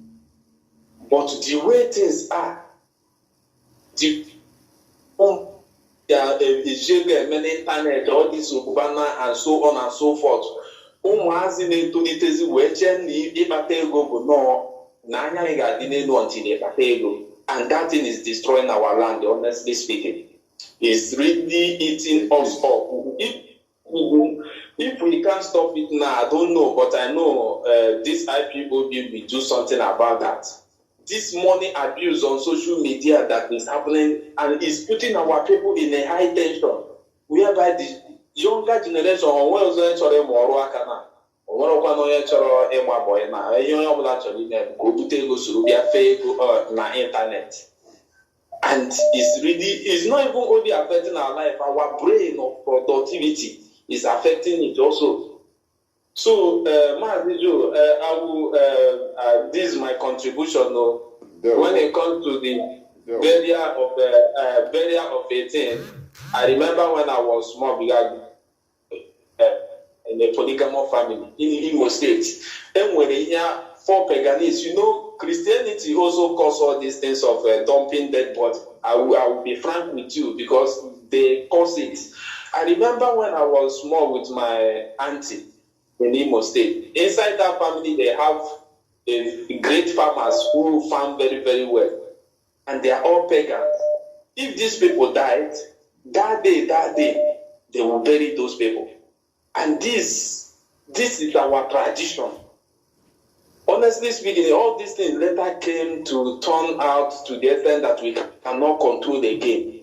They begin to see all those people doing that as paganism, that they cannot be able, but this is the way to do things. When those people died, I was small when about 4 of them died. That day, they will just bury all of them. And since the burial, maybe in 1 year time, they will not do normal like any pagans are supposed to know. But Christianity also affected us negatively over all these things. Because onye ọbụla chọrọ ego ụka gaa n'igwe, so onye nwụzie ebubutere faịlụ ụka ụgwọ o ji eji n'ụlọ ụka, which will make the family even to begin to run around. Father sị na ọma mbịa ndị onye nwụrụ anwụ, family iwe na-ewe. Maazị is very sad. I know that Biafra, the coming of Biafra will end everything. I thank God that Maazị Nnamdi Kanu opened our eye. And as Maazị Nnamdi Kanu is in dungeon, the spirit of what Maazị Nnamdi Kanu was preaching about religion entered this our brother in Anambra now, Matthias Ezako. And that young man is really doing something about this religious issue we are having. Many other people are on the line, please. Thank you. Thank you, Mazi. I greet you specially. Mazi Chinasa, one of the things that are causing promoting all these useless characters of ours. Do you see this Nollywood? Mazi, I don't know why. It is our own people, we use our own hand to kill ourselves. Or whether foreigners, the caliphate, promotes all these things so that we use it to... You see, when you watch all this Nollywood, it promotes all these stupid characters. Or wasn't it they no more put any advantage or benefit to common sense. So this thing is damaging our brains. We watch American movies and you feel that any American is a superhero because of the American movies you are watching, because they use it to promote their own culture, their own land. But in our own movies, they use it to kill everything concerning our culture, promote bad things in our life. I cannot understand. Mazi, go on, please. Mazi, that is why, they will say they have, what do they call it? That they have editing board or what? Who will censor things and they make sure they are good for the society. In this case, you start to ask yourself question, what are these people really doing? Mas, you know, from the Nollywood, from the time we started, you remember the time, the first Nollywood that came out that changed the Nigerian television was this Living in Bondage. And you know what, do you understand me? You know what the message they delivered on that particular program. Mazi, the attitude and the mentality that people just leave the siege. You know, it is a false narrative. That is what the Nollywood have taught our people. Along the line also, I thought that leave the shores of Nigeria to Europe, immediately you will bet. That is also the mentality. There is something this our brother just pointed out here. This keeping of dead bodies in the mortuary, if you ask me, I agree with him, it is Christianity that brought up this particular attitude. Because before now, when people die, they bury them. But Christianity, when Christians start to push him,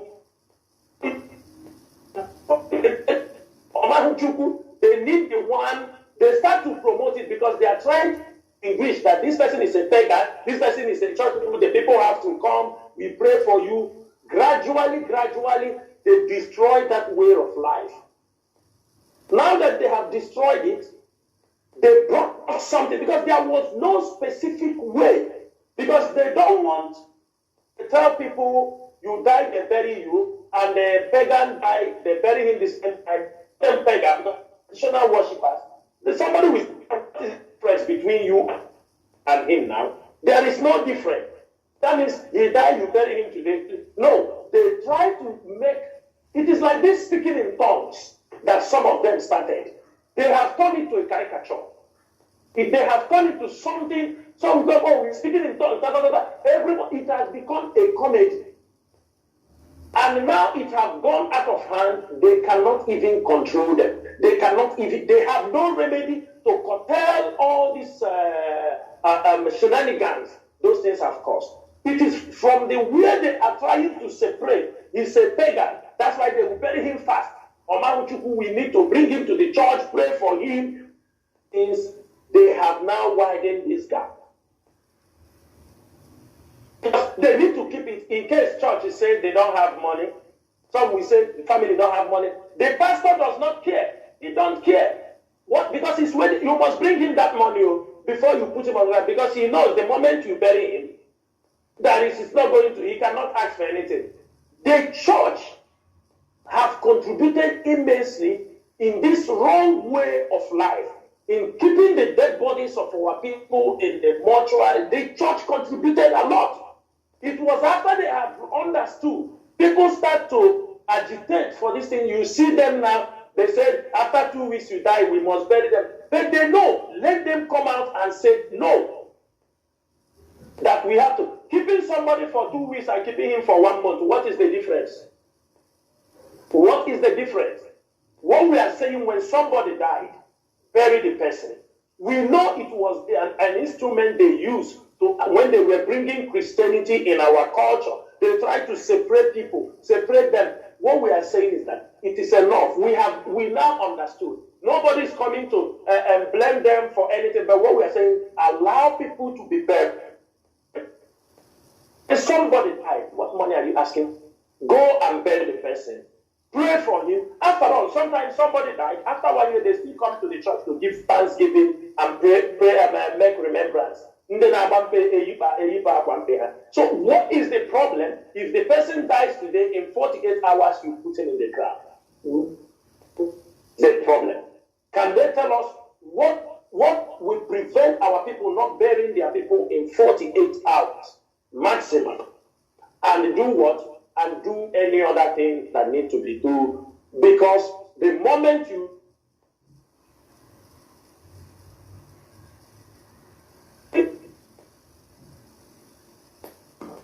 Mazi, are you still there?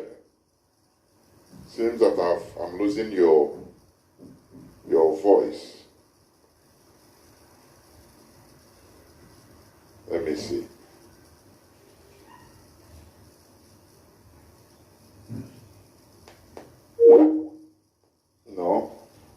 us continue anyway until he's back. Caller on Signal, welcome to the program. Can you hear me? Yes, I can hear you. Good evening. There, what? My name is Onosh from Umoban. There, what, Mazi? I'm listening to this program this night, and I say greetings to Mazi Shinasanwuru, and greetings to you too. Yes. I want to touch on this on issue of our people that lives in the north. I don't see any reason why our people still living there, because my people in particular, they have been there since I was born, since in 1995, and they have never seen any achievement they have made in our family. Some of them are there and they are hungry, living there. I don't see why they keep on living there. I don't see any reason why. Young boys in Igbo land are working stronger, doing a legit business, doing all manner of businesses that gives money. They are selling very well, but they are there in the north, giving unnecessary reasons. They are still there.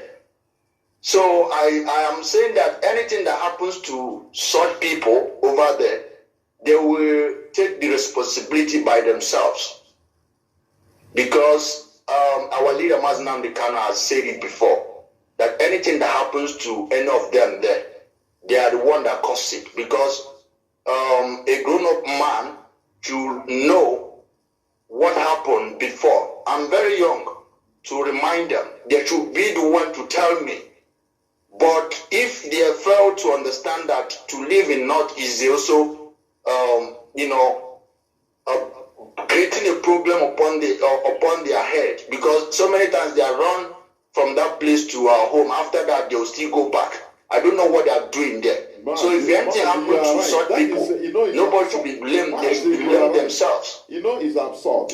On the issue of our people living what we should be doing in our land, like agriculture, I believe our people should think twice, especially on the issue of this cattle, because we are doing businesses all over the world, thinking that that is the best, without knowing that the best business is in our doorstep.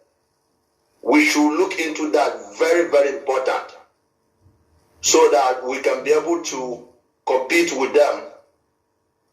Their business, their own in our land is more even important than ours that are there in their own place. But they are using our own to threaten. They are using our own to threaten our people over there, without knowing that their own business is more huge in our own land. They want to take our forests using those excuses, which by grace of Chukwokike and by grace of IPOB, we shall conquer them and we shall win them at last, and Biafra must come. And I'm using this opportunity to say that everybody should pray for Mazi Nnamdi Kanu, and also pray for our land, and also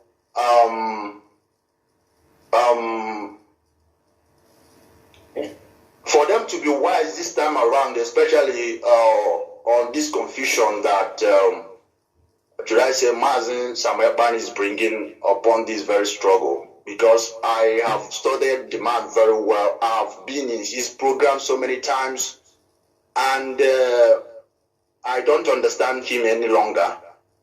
Because if you will start to disobey the structure of Mazi Nnamdi Kanu, especially Radio Biafra that Mazi Nnamdi Kanu is jealous of, he said we should stop listening to it. So what else can somebody think about that will make the person still follow the man on this very confusion? Thank you very much, Mazi. Thank you. Thank you. Thank you. Thank you very much. Remain blessed.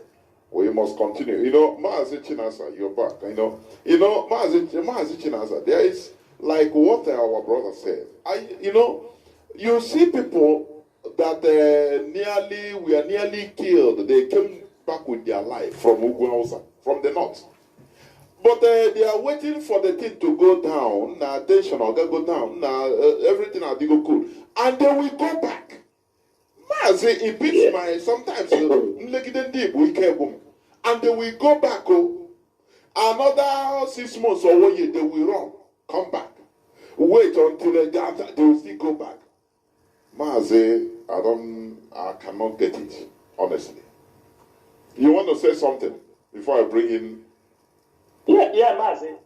What I want to say, there was something that our brother was saying before the live cut off. He spoke about a small boy who brought his fellow small boy on this thing. Mazi, there is something our people to make money rituals. There is something our people have to know. Social media have its own advantages, and I know that the advantages overweigh the disadvantages in social media. For example, many criminals that are caught, people can ask. The FBI or the CIA is normally, sometimes they don't write a criminal on your forehead. They don't say this guy is a criminal.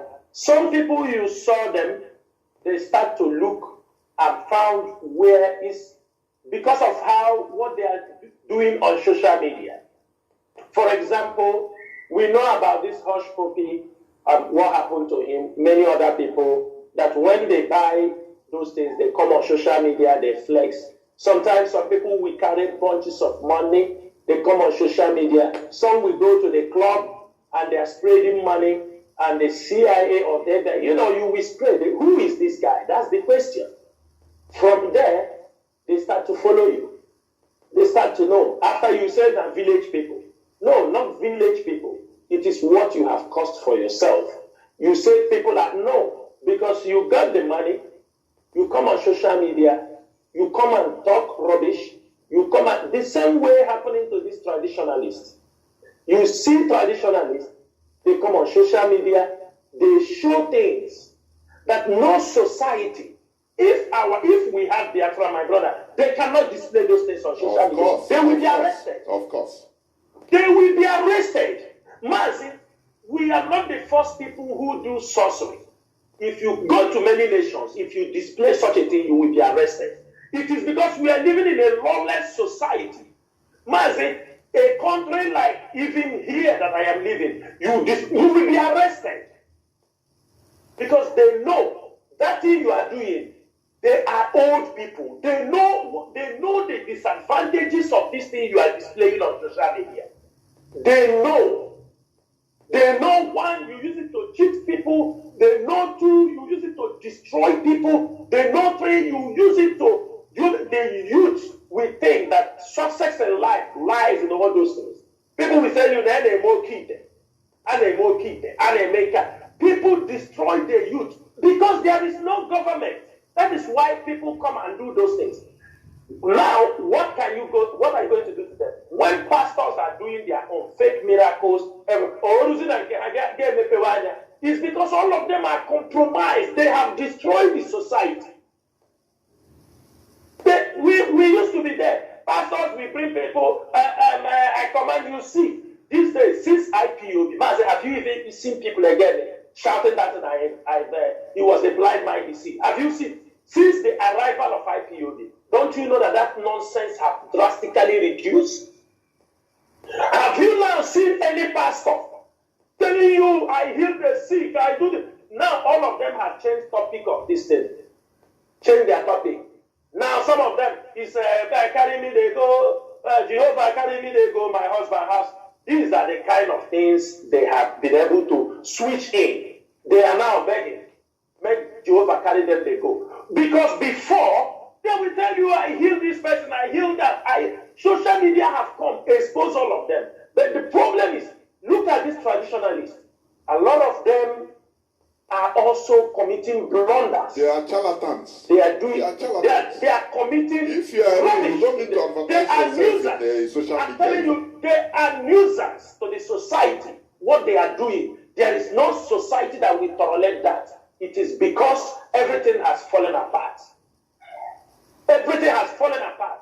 That's why you see them and people think these are the things IPOB. The moment we restore Biafra, we take. You can't do those things. Yes, if you have your traditional Harvard, we respect you. But because you come on social media, you use it to deceive a society, children that doesn't know what you are talking about, falls for it. You think now that small boy that was displayed on social media, he came to, now you are blaming him. But it is what he hears from you. I can make money. It's what they hear from the social media, from the Nollywood, that to make money. Poverty, maybe running in their family. You think that is the best way to go to do. How will you blame them? You blame the mother? No. This age, it has its own challenges. Social media has its own challenges, and that is why it is not everything. You see the other one, he goes, he naked men, women, people. You understand me? Naked them, take money, throw, everybody wants good. Mazi, where on earth have you seen this kind of things? I am asking, where? Where on earth have you seen these things happening? They have learned their own. And if you cannot curtail the pastors, they also will say we have our own things to do. One thing is that our people learn things that are destructive to their society, to their generation. I am very good in learning horrible things. We learn horrible things. Horrible things. And we use it to destroy ourselves. Maze, that is the challenges our people are facing. And I think it needs awareness. We have to continue. Today, we didn't come this far, if not awareness. By Mazen Nandekano and people like you, people who come. This is the best university anybody can attend, because here you will hear different kind of opinions, different kind of argument. People residing all different parts of the world. People giving their own experience based on their location at a particular moment. It is not a fairy tale. If somebody calls you from Japan, he can tell you exactly his experience in Japan. Somebody calls you from Kuwait, he can tell you his experience here. In Saudi Arabia, in Europe, in America, in Ireland, Micronesia, everywhere people can give you. I don't think there is a radio in this world that can coordinate and educate people one at a time. It's not that we are going to Japan now. No, you have to be ready that calls will come from any parts of the world. And that is what is called learning. But the problem is this. Our people, why are we not taking the good things? Why are we not taking those ones?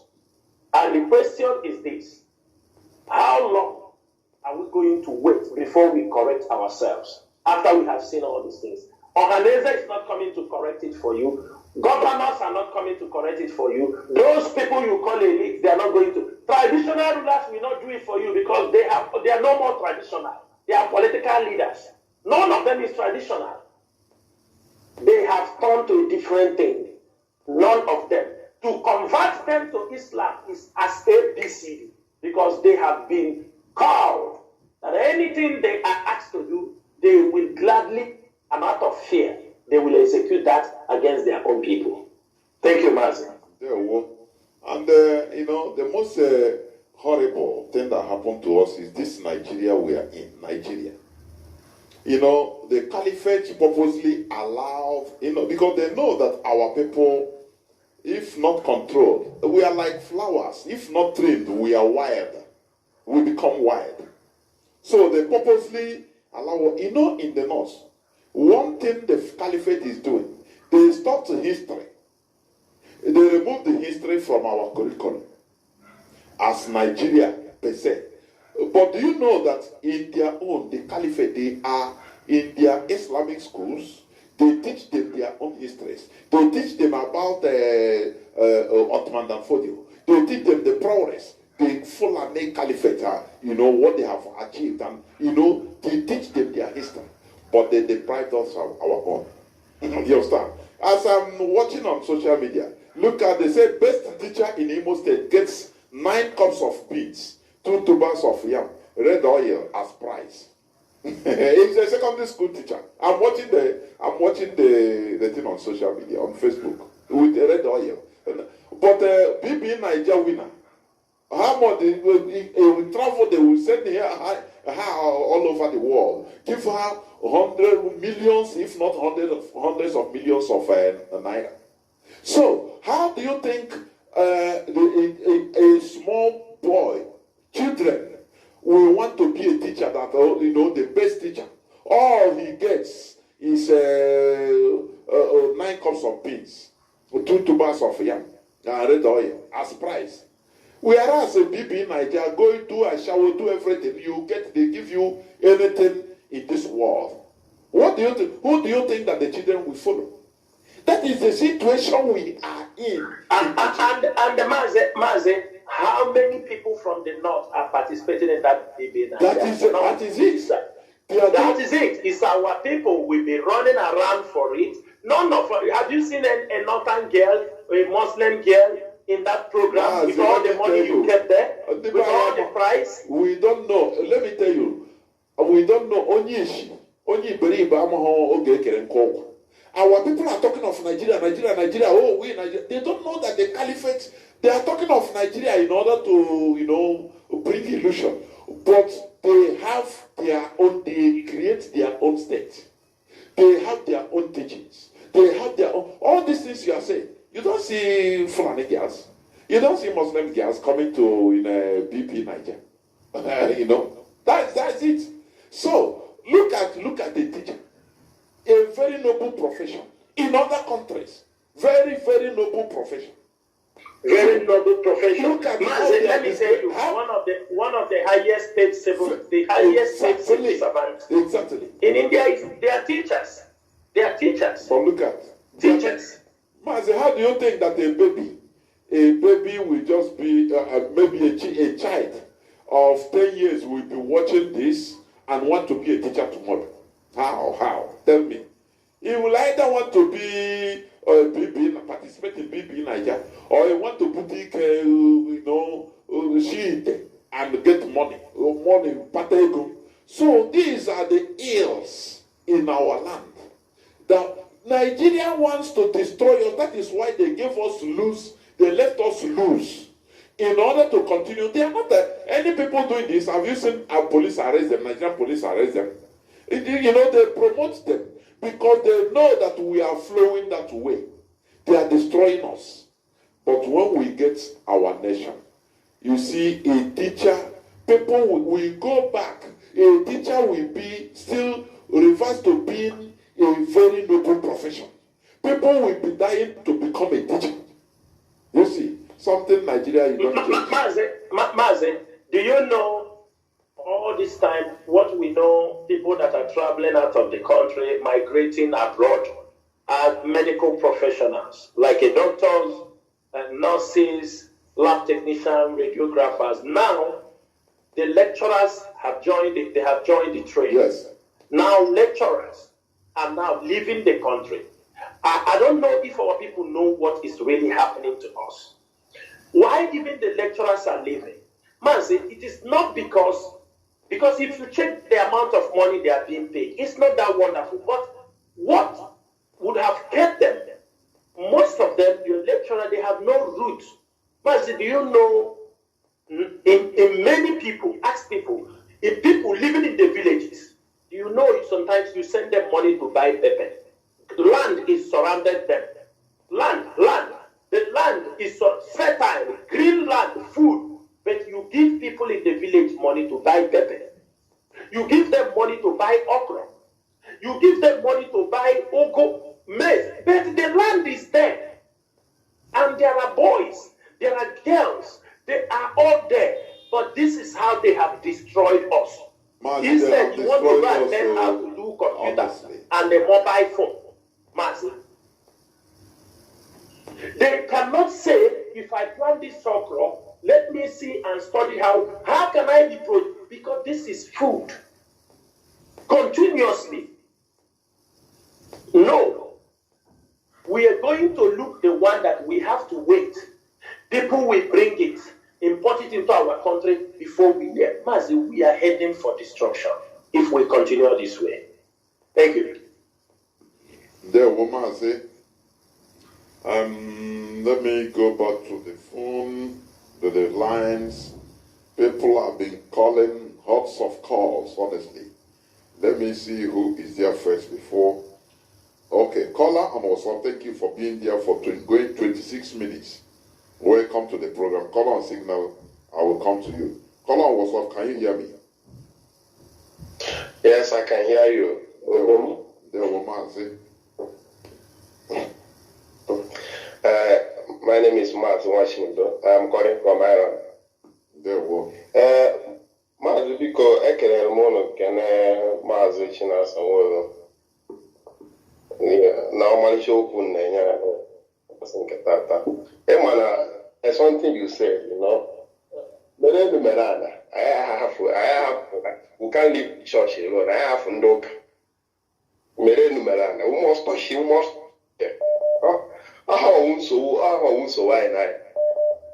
Believe you me, if we can enlighten our people, like up to 50 to 60% of enlightenment will fall in religion, be it Muslim or be it Christian. So I'm telling you honestly, our people will wake up first because we are already, if we can be, as in terms of that falling religion, I can see why. One of our brother that was talking about say onye anwụọ maybe obodo ma ụmụ na ha na-eri onye ahụ or something like that. Yeah, for me, for my own, and I'm not trying to, go at what the guy said, but for my own understanding, yeah, I need to wash it. I'm going to go, ụka ka mmadụ nwụọ like this. Mmadụ nwụọ like this. Ndị okwu na ụka na it's not ndị okwu na ụka. How can I want to go like this?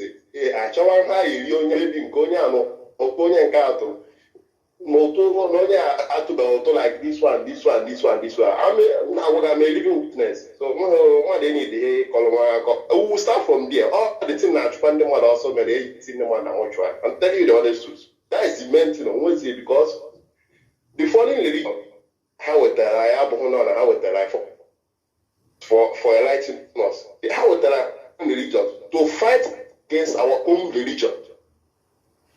What the highlight for religion maybe to help us, like I always go back. Now how would they our own religion, our own tradition, our own culture? That is oh yeah, that is it.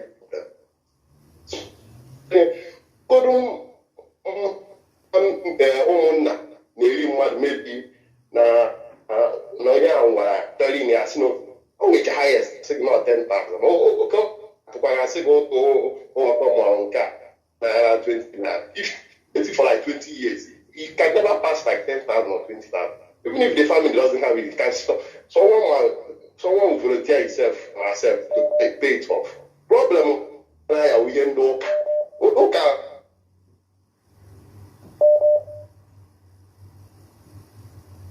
That is our problem. Because I remember when I was growing up as a child, more like this, especially the elderly people, like let's say from my own tribe where I came from, like from 60 years, I born or something like that, and Abalonia and the Congo or something like that. So, but now you can't see it. You know, can you go any such that's what person in everywhere like this. That's not your job. Okay, so no, they no Obukana, no can, no in our walk, no in America, no in the Omena, no in our walk. Look at, but all this is our wolf.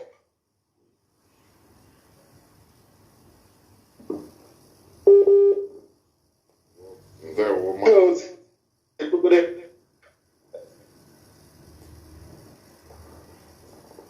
Mazi, I cannot hear you connecting. Mazi, are you still there? No. I don't know. Let me go. We are winding down. Caller on direct line, can you hear me? Say, come to the last caller. Can you hear me, please? Make it brief. Caller on direct line, are you there? Caller on direct line, are you there?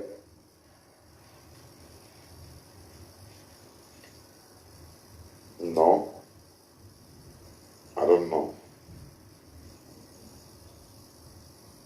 Let me see.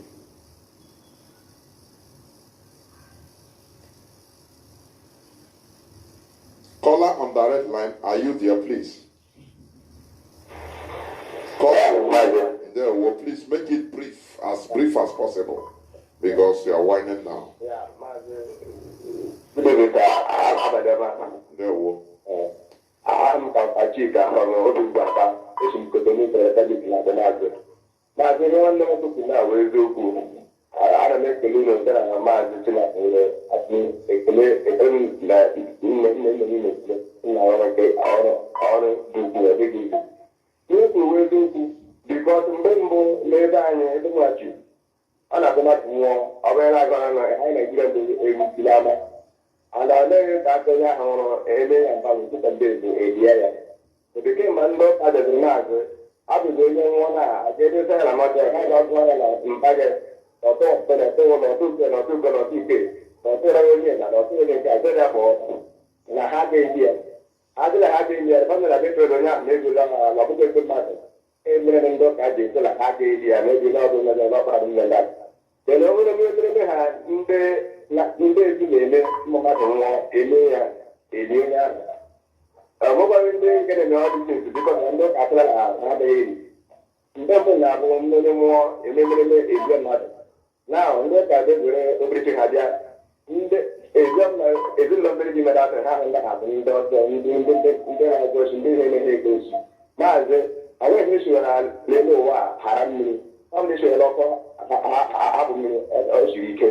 And in the Milia, I will look and then I will Milia. They should have Abu Shirike. All that in the Libo, also destroy our society. They got to do.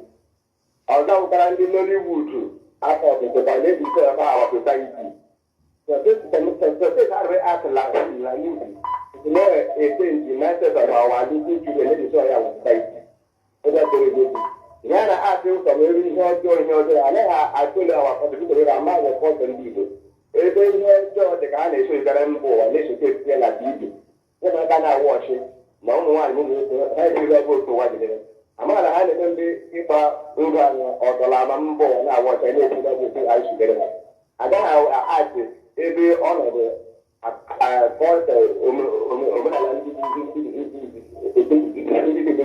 to die nation.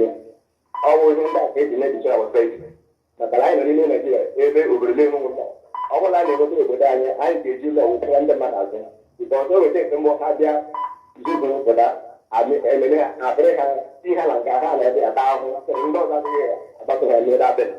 So I don't have a lot of contract. So every step of Nigeria is corrupt and they are able. You look at the good and the good, you know, joining and imagine. I think I should have how should I mean, also. The other time, I'm not the latter will come out, you my friend in the house. I was that idea. Now, let's take a look at how you have other water when you have the popular. Ndebanye love la baby well, I'm not anyone like Republican. I am prepared that no one are not Nigeria. Only one Ghana to Niger. If they had deserved that only one not Nigeria, that's at the whole. I will do the man. Of course. I'm a Patricia, the Muslim, I think, they will remain blessed. Caller on signal, please. Thank you for holding on. Please make it very brief. Make it 3 minutes, please. Go on, please. Caller on signal. You have been waiting for 23 minutes. Thank you, Mazi Jonathan. There we go. Good evening, sir. There we go. On. Mazi Jonathan, this night broadcast is very great. To be be honest, I lack words to describe it. And there's a place I want to touch actually. When our leader used to do his broadcast, he once said that Radio Biafra is the highest, the best university in the world. I actually did not understand it that time. But as time goes on, and I understand why he said that. I'm saying this because of tonight's broadcast. And the way I want to speak is on the issue of death of our people, the people that have died. Now, one of the reasons why our people keep their people so long before doing the burial ceremony of burying their people is actually because of the levies they get from the church. Is the amount, sometimes if somebody dies and the church tells you how much you pay for that person, believe me, you find out, you'll be at the crossroads, you won't know what to do. That's the main reason. And let me just go to where it's actually aching me in the heart. On the side of multiple mortuaries we have in our land. Just like Mazi Chinas always said, that we're traveling along the expressways in Biafra land. Believe me, from pole to pole, you see mortuaries and mortuaries. You will lose count if you keep counting them. And I have the experience of this mortuary in 2014 when my mother died. There's a mortuary there's a hospital in Aba. Inside the hospital, they have their mortuary there. In fact, while Mazitina Sawuru was talking, he said that some hospitals, they have their mortuaries 500 kilometers or 50 kilometers away from the hospital buildings. In the case of this hospital that I'm telling you, believe me, immediately you enter their gates by the left, there, mortuary. And you, Master Jonathan, you spoke about using refrigerator to preserve people. Believe me, you need to come to Biafra land and see what is happening in mortuaries. There is nothing like refrigerators. They use a very high corrosive chemicals. Believe me, make your research. Immediately you bring people there, they will pour that chemical on that body. And that's the reason why at the end of the day, by the time you go to collect the body of your dead ones, you find that they've turned black. Sometimes it will be difficult for you to actually recognize your own. And another issue is the way they mishandle, in fact, they treat our dead bodies, the dead bodies of our people, as if they are riches. So, in summary, what I'm begging is, whenever IPOB wants to look into this particular issue, let them do it thoroughly. Just like Mazitina already said, let's close all these mortuaries. Stop all the things that stop our people from burying the dead ones on time. So that we live in a society.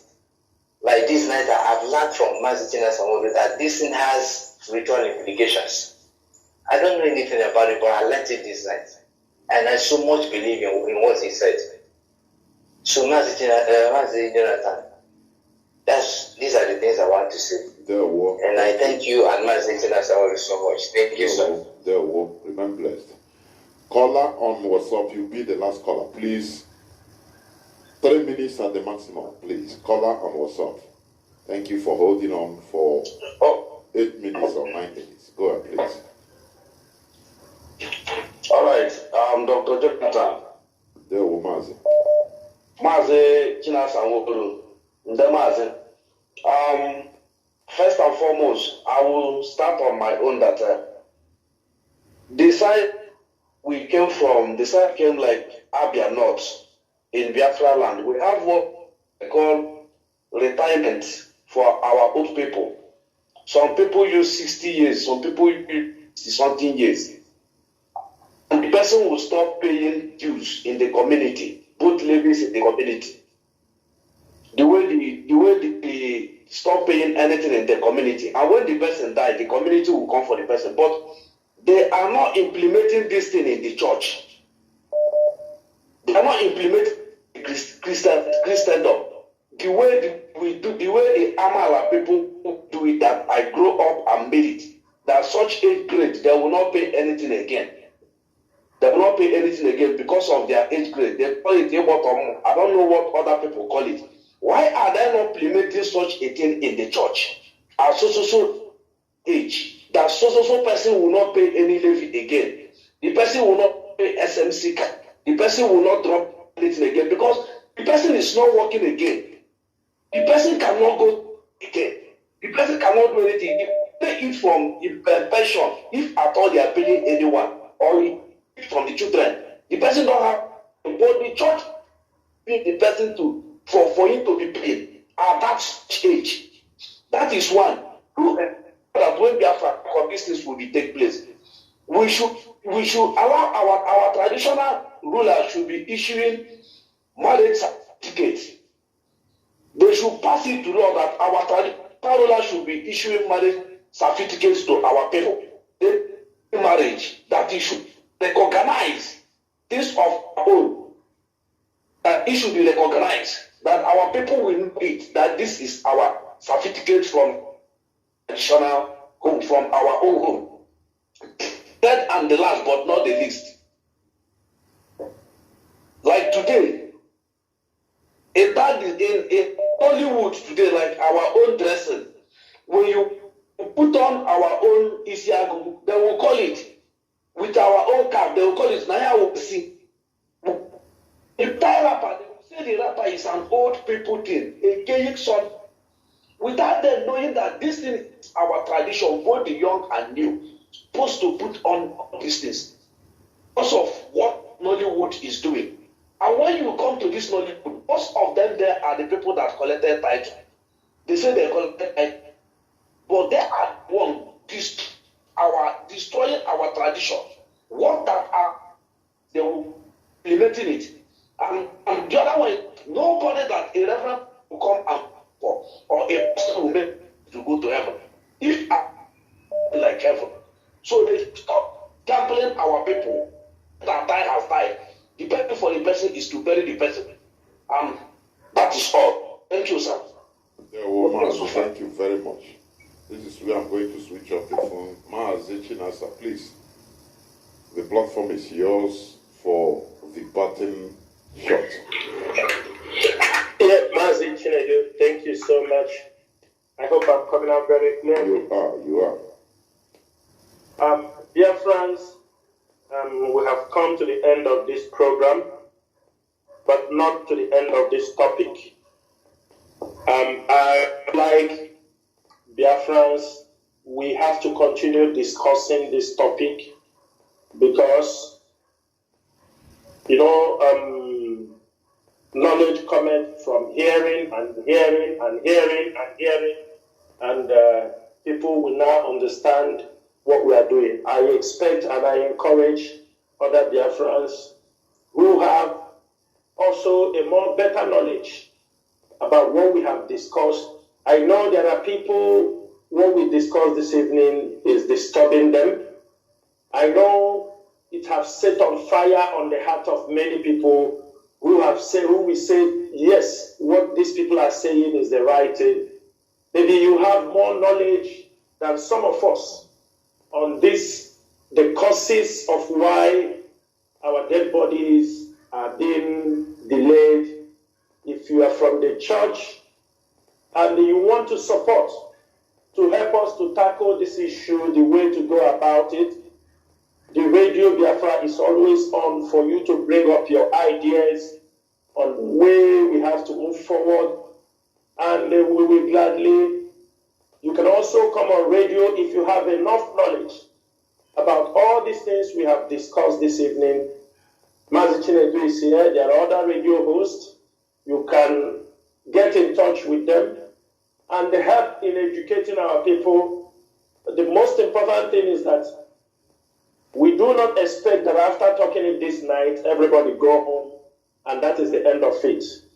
It must be something we have to continue. If we need to bring up jingles for these two topics, we will set up a jingle. We want our people to change. When we talk about building nation, not only there is a way the Biafra will come, everything will turn apart. And people will say, it is now that we are on this journey.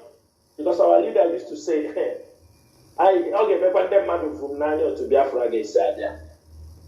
so we want certain things to be sorted out before we finally raise our flag as an independent nation.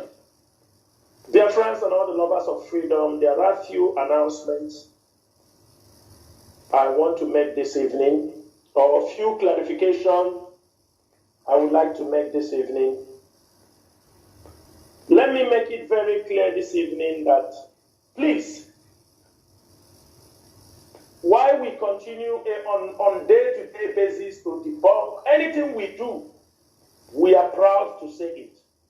We don't run away from whatever everybody knows when we kill the Fulani cows or we attack them where they are destroying our place, we will come out here and tell you we did it.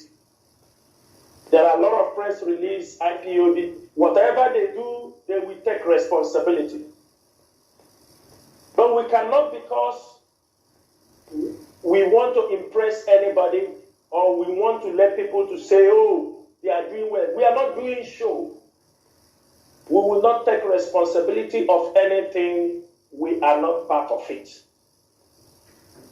Anything you do, be bold enough to take the responsibility. The one we do, we will take responsibility. That is how we must be. We are not coming here to quote some words to tell you so that you will be happy. We are not coming to tell you Biafra is coming after 1 month. We are not coming to tell you Biafra is coming after 6 months. We are not. We know it is a journey, and our destination is the restoration of Biafra. Now, why I'm making this, there are a couple of times now we have seen that people comes up from anywhere they come, forcing guys.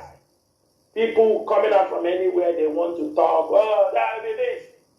Please, IPOB will never, for now, put up any sit at home on Sundays.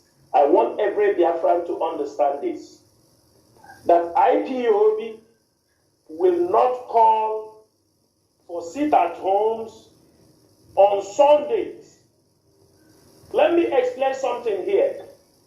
This is how they want to start to attack our churches. We are going to be the last people who will accept anybody to attack the place of worship in Biafra land. As our leaders normally say it, and that is the footsteps we are following. When Biafra is restored, Biafra will be a nation that people will worship anything they believe in. It's going to be a free nation. Whether you are a Christian, a Jew, a Muslim, whether you are anybody, you will be free as long as you will obey the rules and regulations of the nation. People like us are also living in different countries where there are free worship. No matter how you worship, they know you are worshiping here. Nobody comes to attack you. So we are going to be the last people who will accept anybody to threaten our churches. Anybody threatening our churches, threatening our pastors, threatening them not to worship, you are the enemy of Biafrans. I'm making it very clear. So that those who want to cry, now they have stopped money from businessmen, they have stopped money from now they are using the name of IPOB and ESN to attack churches. And this we are not going to accept. I'm making it very clear this evening. I have come on radio on several occasions. I know why I always come on radio to make some clarifications, especially on the side of criminality that I know we are not part of it. Some few months ago, I spoke about what is happening in Enugu. Some group of people who are threatening pastors that if they don't pay them some money, they will come to burn their churches, attack their churches. There is a pastor, for security reasons, I don't want to mention his name. They threatened him, and this pastor went and handed over this group of people 2 million naira. That was what they requested. Today, we have seen people say they are calling for sit at home on Sundays. And I'm asking all Biafrans, those who understand, those who can reason, without me or without any member of IPOB leadership coming on air to talk on this, won't you see the handwritings are very clear on the board? That they are now targeting Christians. Those who are declaring those things, now you can understand who they are working for. They are working for the caliphate. Because they have tried to make this accusation some years back, and it failed. When they wrote that we are attacking churches, because they want now to turn against the religious, the international community. They want America to turn and say that IPOB are attacking churches in this thing. They want us, they will say it is not the Islamic. They will always use our own people. Now, somebody who calls himself born from a Christian family or born from any family in that southeastern region will come and on Sunday declare there will be no movement, that it is going to be sit at home. All of you understood why we said every Monday will not be, why we call it off. Now they have been defeated on Mondays. Now they want on Sundays they will be pursuing people in the churches. They will go to the churches and start pursuing people and tell people that it is sit at home. They should not go to worship. It is sit at. Are you seeing what they are doing in Biafra land? And some of you are stupidly somewhere calling the name of Chinasa Nworu and the IPOB leadership. Have you seen the evil people are exhibiting in your presence? And none of you, the Nigerian media will not see this and make clarification on it now. They will not. But they want tomorrow, now that I am shouting on this particular platform, telling them to be very, very careful. IPOB have no business with all this sit at home they are fixing on Sundays. On Sunday, they failed on Monday. Now on Monday they know that all the crimes they are committing, that now there is no way on Monday, they want to shift on Sunday. Because they know people will be in the churches. They want to go to the churches to kidnap people. They will ask you that you were home. They want, as people are moving that Monday, that Sunday, they will start snatching cars. They will tell you they can go to the church, attack the churches, giving the enemies the room because they are working for the enemies. I am saying this thing now for every one of you to open your eyes. Criminality will not bring us Biafra. Showmanship will not bring us Biafra until we go to the fabric of Nigeria and destroy it. Showmanship will not bring us Biafra. They are making all this Nollywood movie will not bring us Biafra. The most important thing is that at the stage we are and the level Nigeria is going apart, our eyes supposed to be focused on the ball to know when they will blow that final whistle so that we can grab the opportunity. It's not going to threaten our people. We want our people to return back home, and you are attacking our people. What message are you sending to people? You are sending message, don't come home, Biafra land is not safe. That is what you are doing. That has been the work of the Fulanis. That has been what they have been trying all this while in order to blackmail Mazin Nnamdi Kanu and blackmail the Biafra movement. But I thank Chukwu Kikadiama that there are men of honor men who understood what this mission is all about. Those who hear this voice at the early stage and they answer, not those who wake up. Because there is something happening in this Biafra struggle. If you follow this struggle, some people did not follow this struggle until Mazi Nnamdi Kanu was arrested was kidnapped in 2015 in Lagos. Immediately he was arrested, some people get to know about the struggle. When he was released, many people joined because they thought Biafra has come. That time you saw Mazi Nnamdi Kanu moving around in Biafra land. People thought Biafra has come, they all come out. Now, along the line, Mazi Nnamdi Kanu also was attacked. Immediately Mazi Nnamdi Kanu was attacked.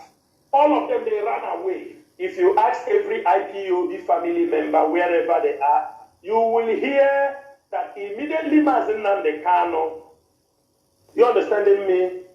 That immediately Mazi Nnamdi Kanu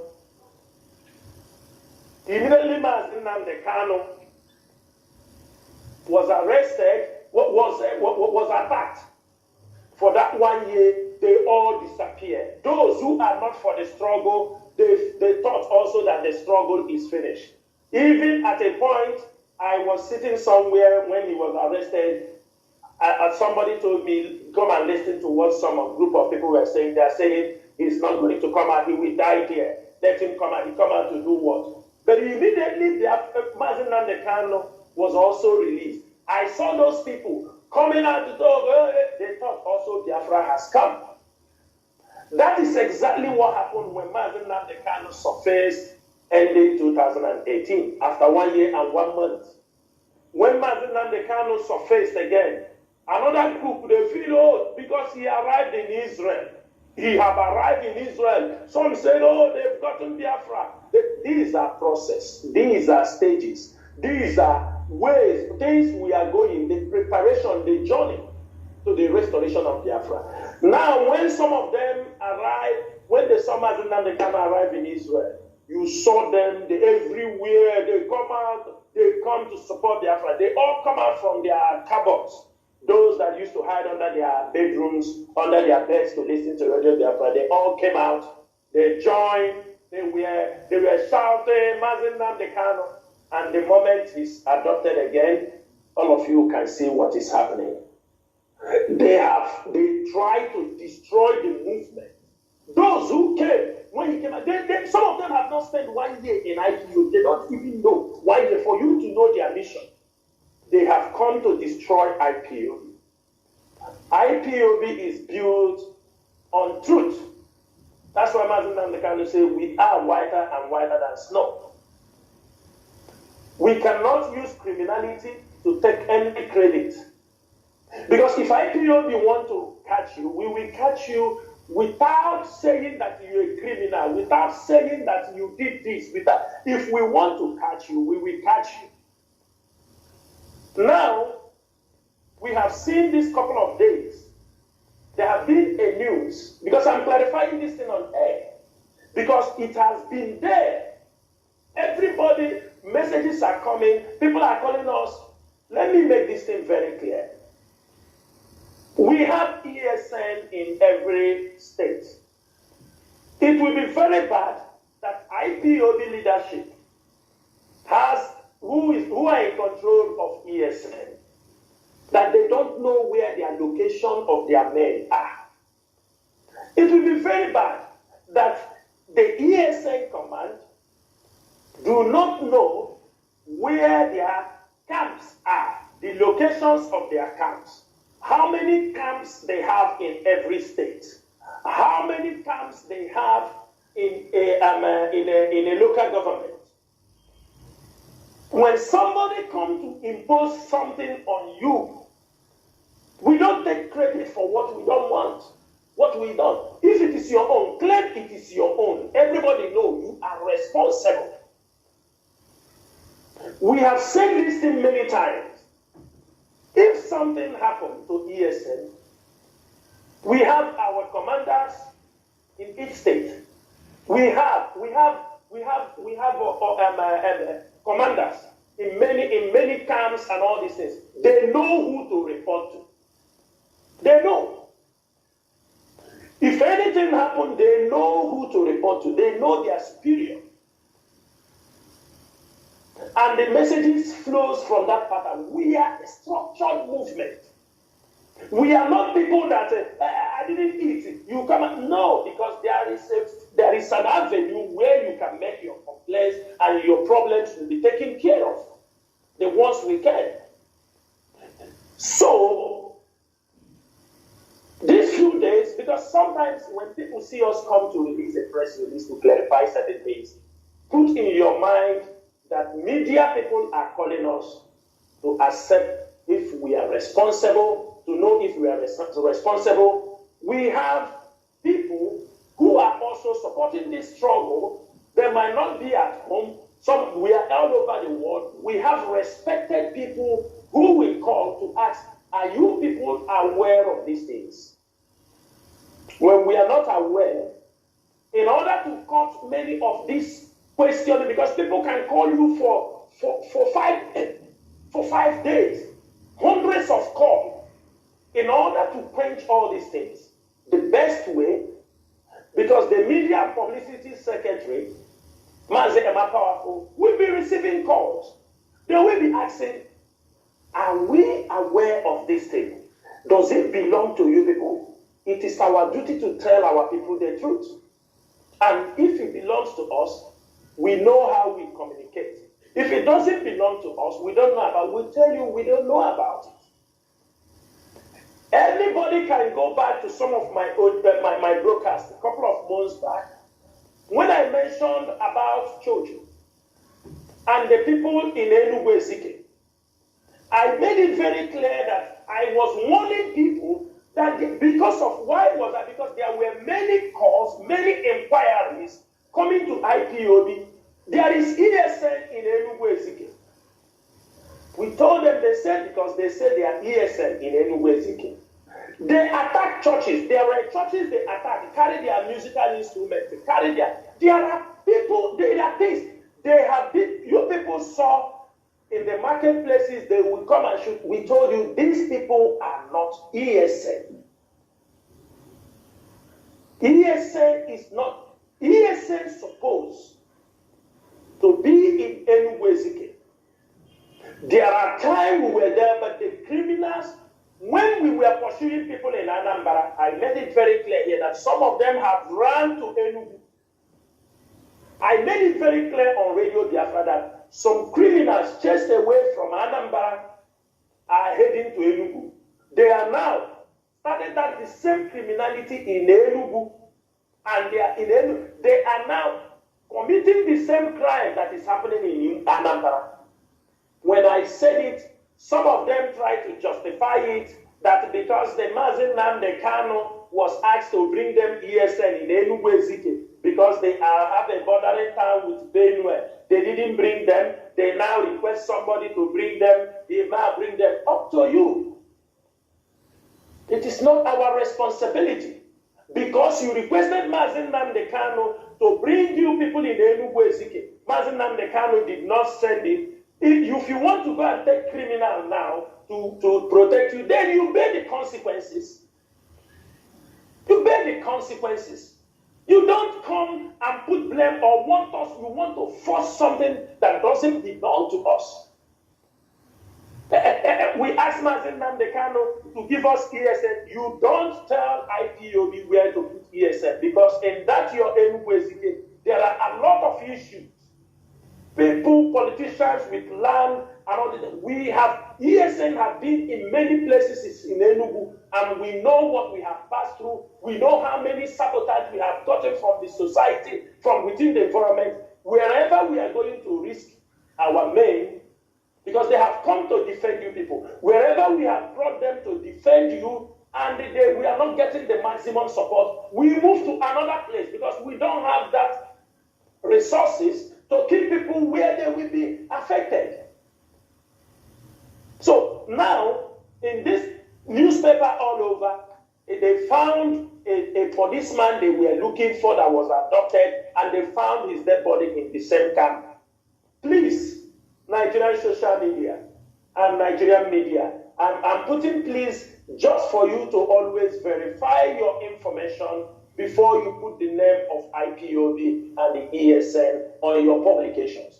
It is very, very important that whenever you are writing any article or such malicious article against the indigenous people of Biafra, as a media personnel, you have to contact, all of you have contact of our media and publicity secretary, Mark Powerful, to get the actual story.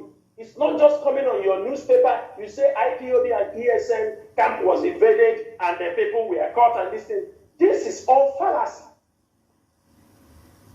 For since our leader was adopted a rendition from Kenya, we continue to educate our people. We must be on the right track. We know these things are not going to stop. We are not the one that invented criminals in Biafra land. The criminals has been there, car snatchers has been there, armed robbers has been there. Many kind of crimes has been there in Nigeria and in the eastern part of Nigeria, which is actually Biafra land. It's not because now that IPOB is involved, you no more report any robbery case without attaching IPOB name. You don't report anything without any murder case. Tomorrow now, this crypto, Asari Dokubo, maybe he will fall from the chair and they fall from where he is. You people will say it's IPOB that pushed him from the chair. This is the thing that you people are forgetting. If you want to report, be objective. Be objective in your reporting. What all of you are doing is total blackmail. Why? Because every newspaper in your forum where you have gathered, immediately, like they blow whistle, all of you will be saying, they say it's IPOB. With this, none of you have a different opinion. Everybody said, the police told you that at the end, you won't say that you have contacted the IPO leadership. They said this camp does not belong to them. And if somebody tell you that this camp belongs to ESN, ask him who is his commander. With that, you will know who the camp belongs to. If you have a camp, you want to claim any camp.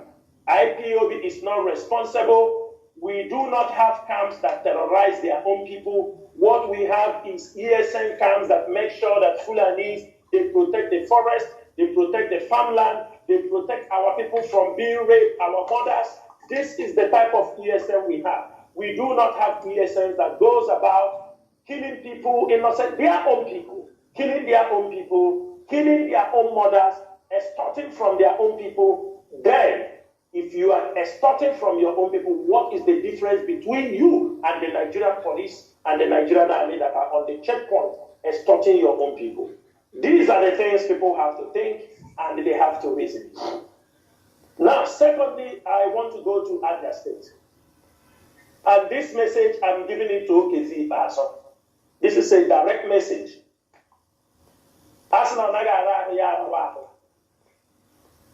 We have witnessed with great dismay for this couple of months, many IPOB members are being adopted in Abia State, in open places. Why I am saying this is for those who are romancing with you. People will tell us, leave this place, leave. Do you understand me? I'm making this thing very clear. A lot of IPOB members have been adopted in Aba.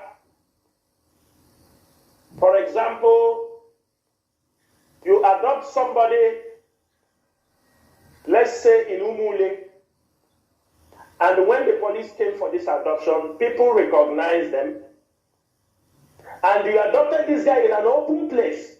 People saw you people adopt this man. You took this man, people followed you also. You took this man to Umule police station or Aba Central. Everywhere is accessible. People can follow you to know where you are taking this person. But the moment the following day a lawyer goes to understand why this guy is being adopted or kidnapped, the police will deny totally of anything about that man. They will deny that they didn't adopt him, they have not seen him. IPOB family will go around the whole state, go every police station, they will continue to deny. This message is to Kezi Bazo and the Commissioner of Police. Do me, I do you, God no go vex. All these police people, they are living in our cities. They are living in our towns. They have brothers and sisters, they have mothers. And the thing is this, those people you adopted, they have wives, they have mothers, brothers, sisters. They knew you came to their house and adopted their son. Even if you kill their son, you can't kill the whole family. Because they are there giving testimony of how their brother or their husband was adopted.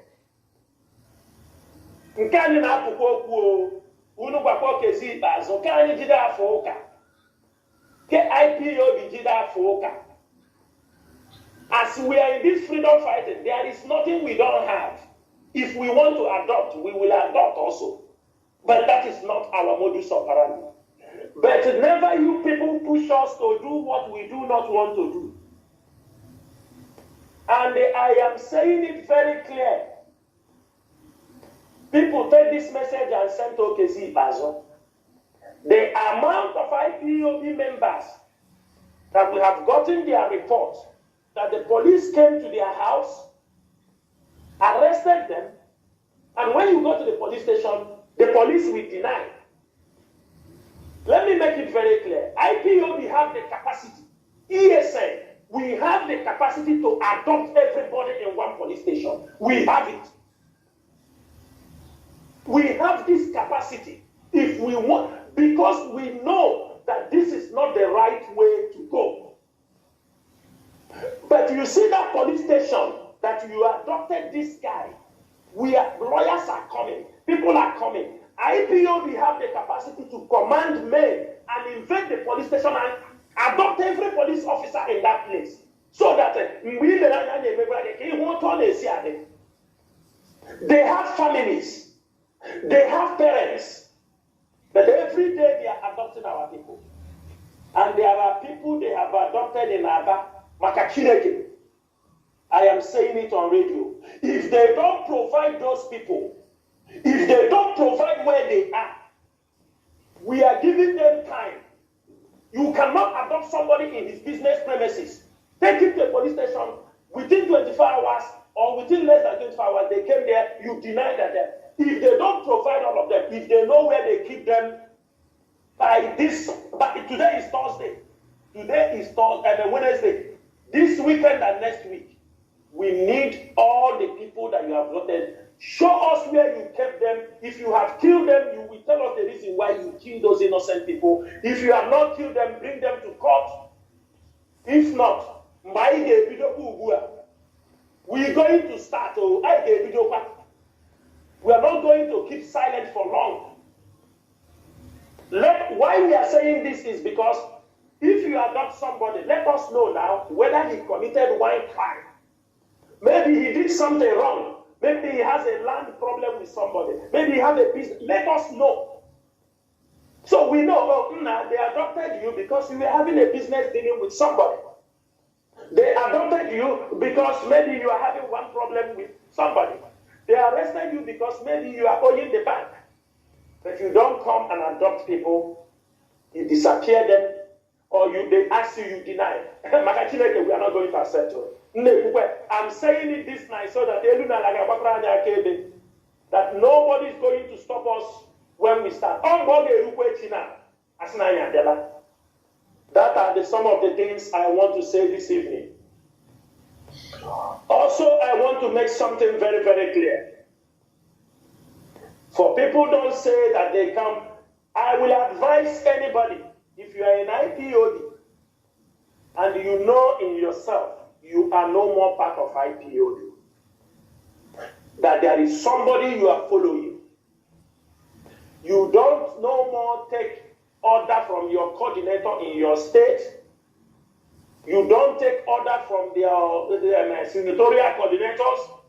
You don't take order from your regional coordinators or your continental reps. You feel you are tired. You feel that you have become a man of an informer, I'm telling you this evening, go and put your resignation. Others can move forward. It won't cost you anything than to send a few lines that you have resigned from your position as the coordinator, because we are going to announce your name on the air.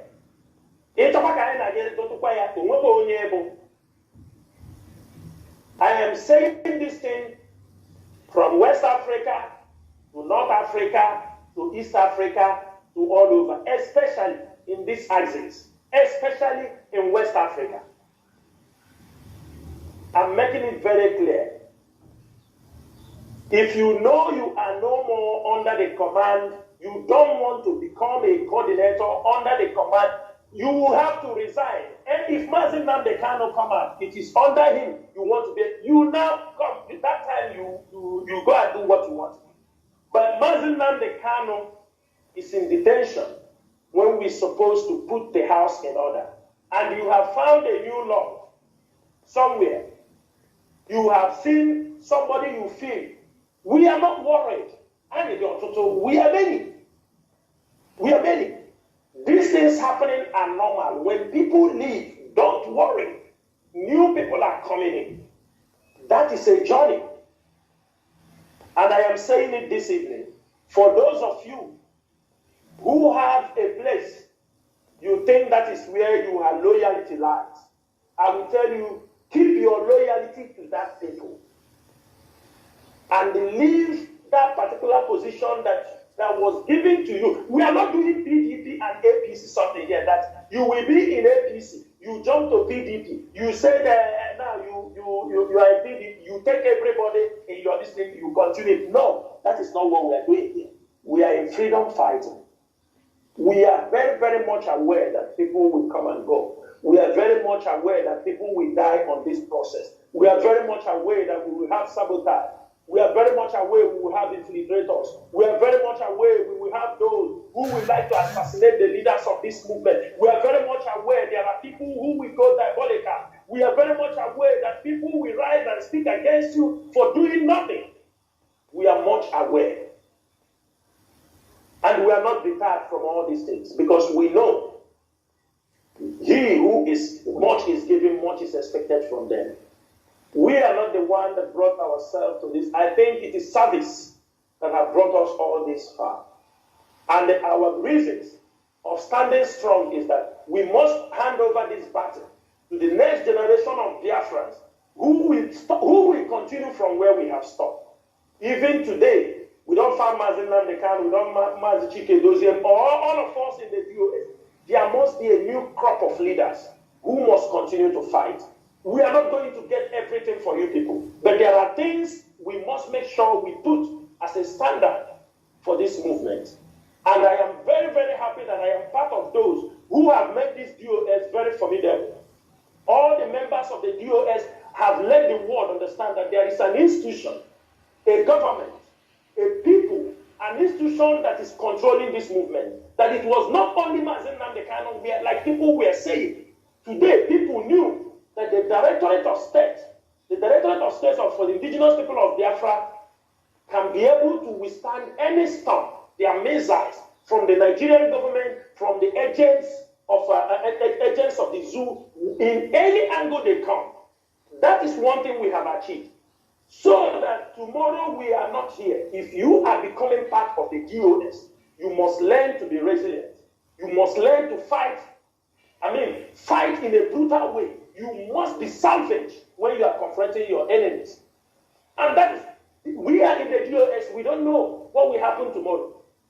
But if you happen, they make you a member of the DOS, remember, you are coming into a circle where you are going to face any kind of battle.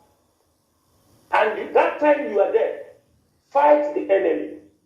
We are keeping that legacy for our children who will be coming. That the moment you step into the leadership of IPOB, whenever you are called for this service and you become a member of the DOS, make it more great than what you are seeing now. To this end, Mazi, I am coming to the end of these few announcements, and I'm saying, dear friends, wherever you are this evening, whatever you are doing, remember that we are on a mission to restore Biafra. You will be a lucky human being if you participate in this struggle till the end. But if you cannot, and along the way you fall apart, I will ask you to keep the little respect you had when you were in this journey. Do not destroy yourself out of ignorance. Do not destroy yourself out of bitterness. Do not destroy yourself out of it is not you. Do not destroy yourself because it is him, it is not me. All of us are in the same journey. At the end of the day, I am not going to be the only Biafran. I am not going to benefit as the only Biafran. Every one of us will benefit. That is why you see us, you see all these comrades coming on radio on a daily basis without being paid. They make out, they program themselves that every day they come on air, stay 2, 3 hours, 4 hours, preaching the gospel for the restoration of Biafra. This is a heavy price that most of you cannot pay. I know I am in this struggle long enough. I am an old boy in this struggle. That I know some people, they could not do anything for IPOB if they are not paid. When they come into this struggle, they don't know what are they paying me, what are they giving. We know. And those who you see that are giving this service are people who dedicate themselves. There are people also, you don't see them on social media. There are people that will not come to talk, but they are doing extreme work to make sure our land are protected, to make sure that you and me have a voice to stand tall in the faces of this enemy.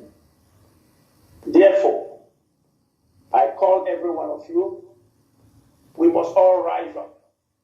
Put Mazen Nnamdi Kanu in our prayer. We push all in diplomatic fronts. We continue to stand and maintain our stand that Mazen Nnamdi Kanu will be released unconditionally. In anything we can do, that is one of our aims and objectives of continue to fight, because if any of our leader is being incarcerated, it's our duty to fight for his freedom. I will call the Nigerian government once again, irrespective of those who have called for his release of our leader Mazen Nnamdi Kanu. We know the voices calling for his release are many, both internationally and locally. But we will continue to scream and shout, we continue to fight until our leader, Mazen Nnamdi Kanu, is released. We pray for him on a daily basis. We call Chukwu Okike Abiama to give him a good health and understanding. We call Chukwu Abiama to give all the IPOB members the strength at the end that all of us will gather in Biafra land and praise Chukwu Okike Abiama for leading us through this wide wilderness. To this end, may Chukwu Okike Abiama bless every one of you, guide and protect you people. Whatever you will eat, you may never lack. Once again, my name is Mazi Chinasa Nworu. Mazi Chinasa Nworu served the indigenous people of Biafra as a member of the Directorate of State.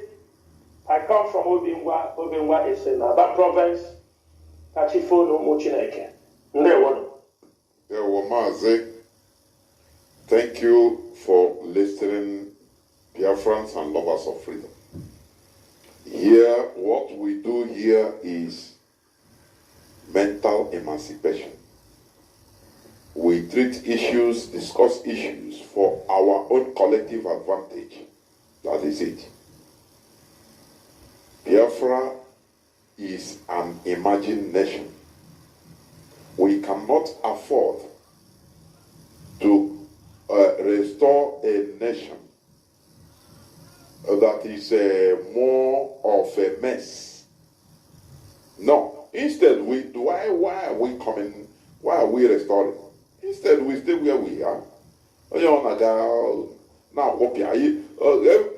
Each and every one of us at least know how to hustle and bow down to the caliphate. But we say no.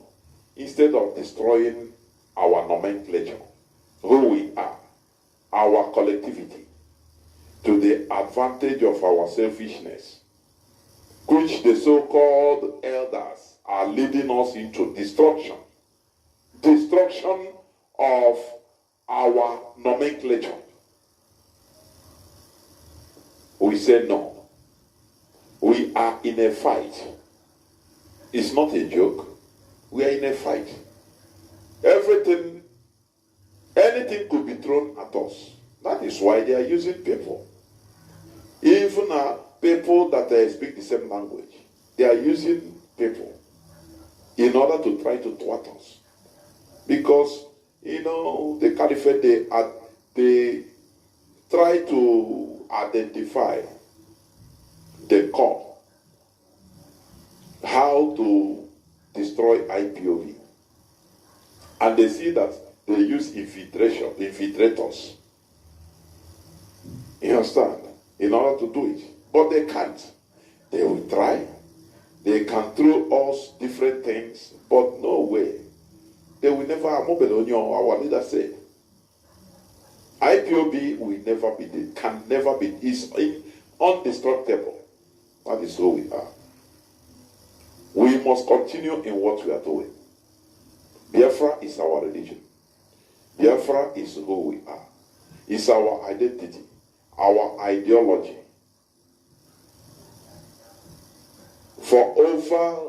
Since 1970, we don't have any ideology until the coming of our leader, Mazi Nnamdi Kanu.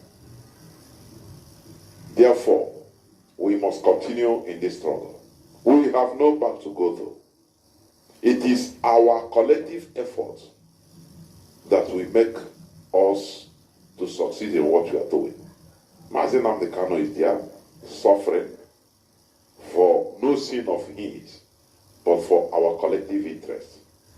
Therefore, we must join hands together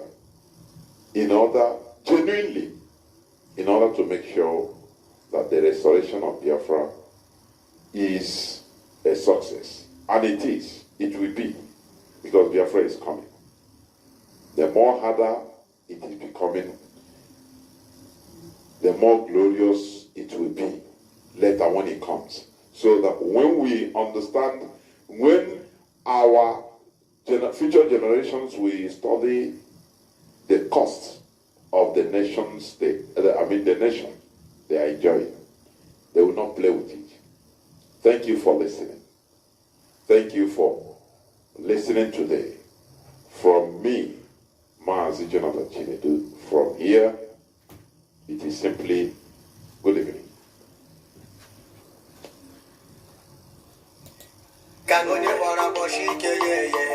What you wanna learn?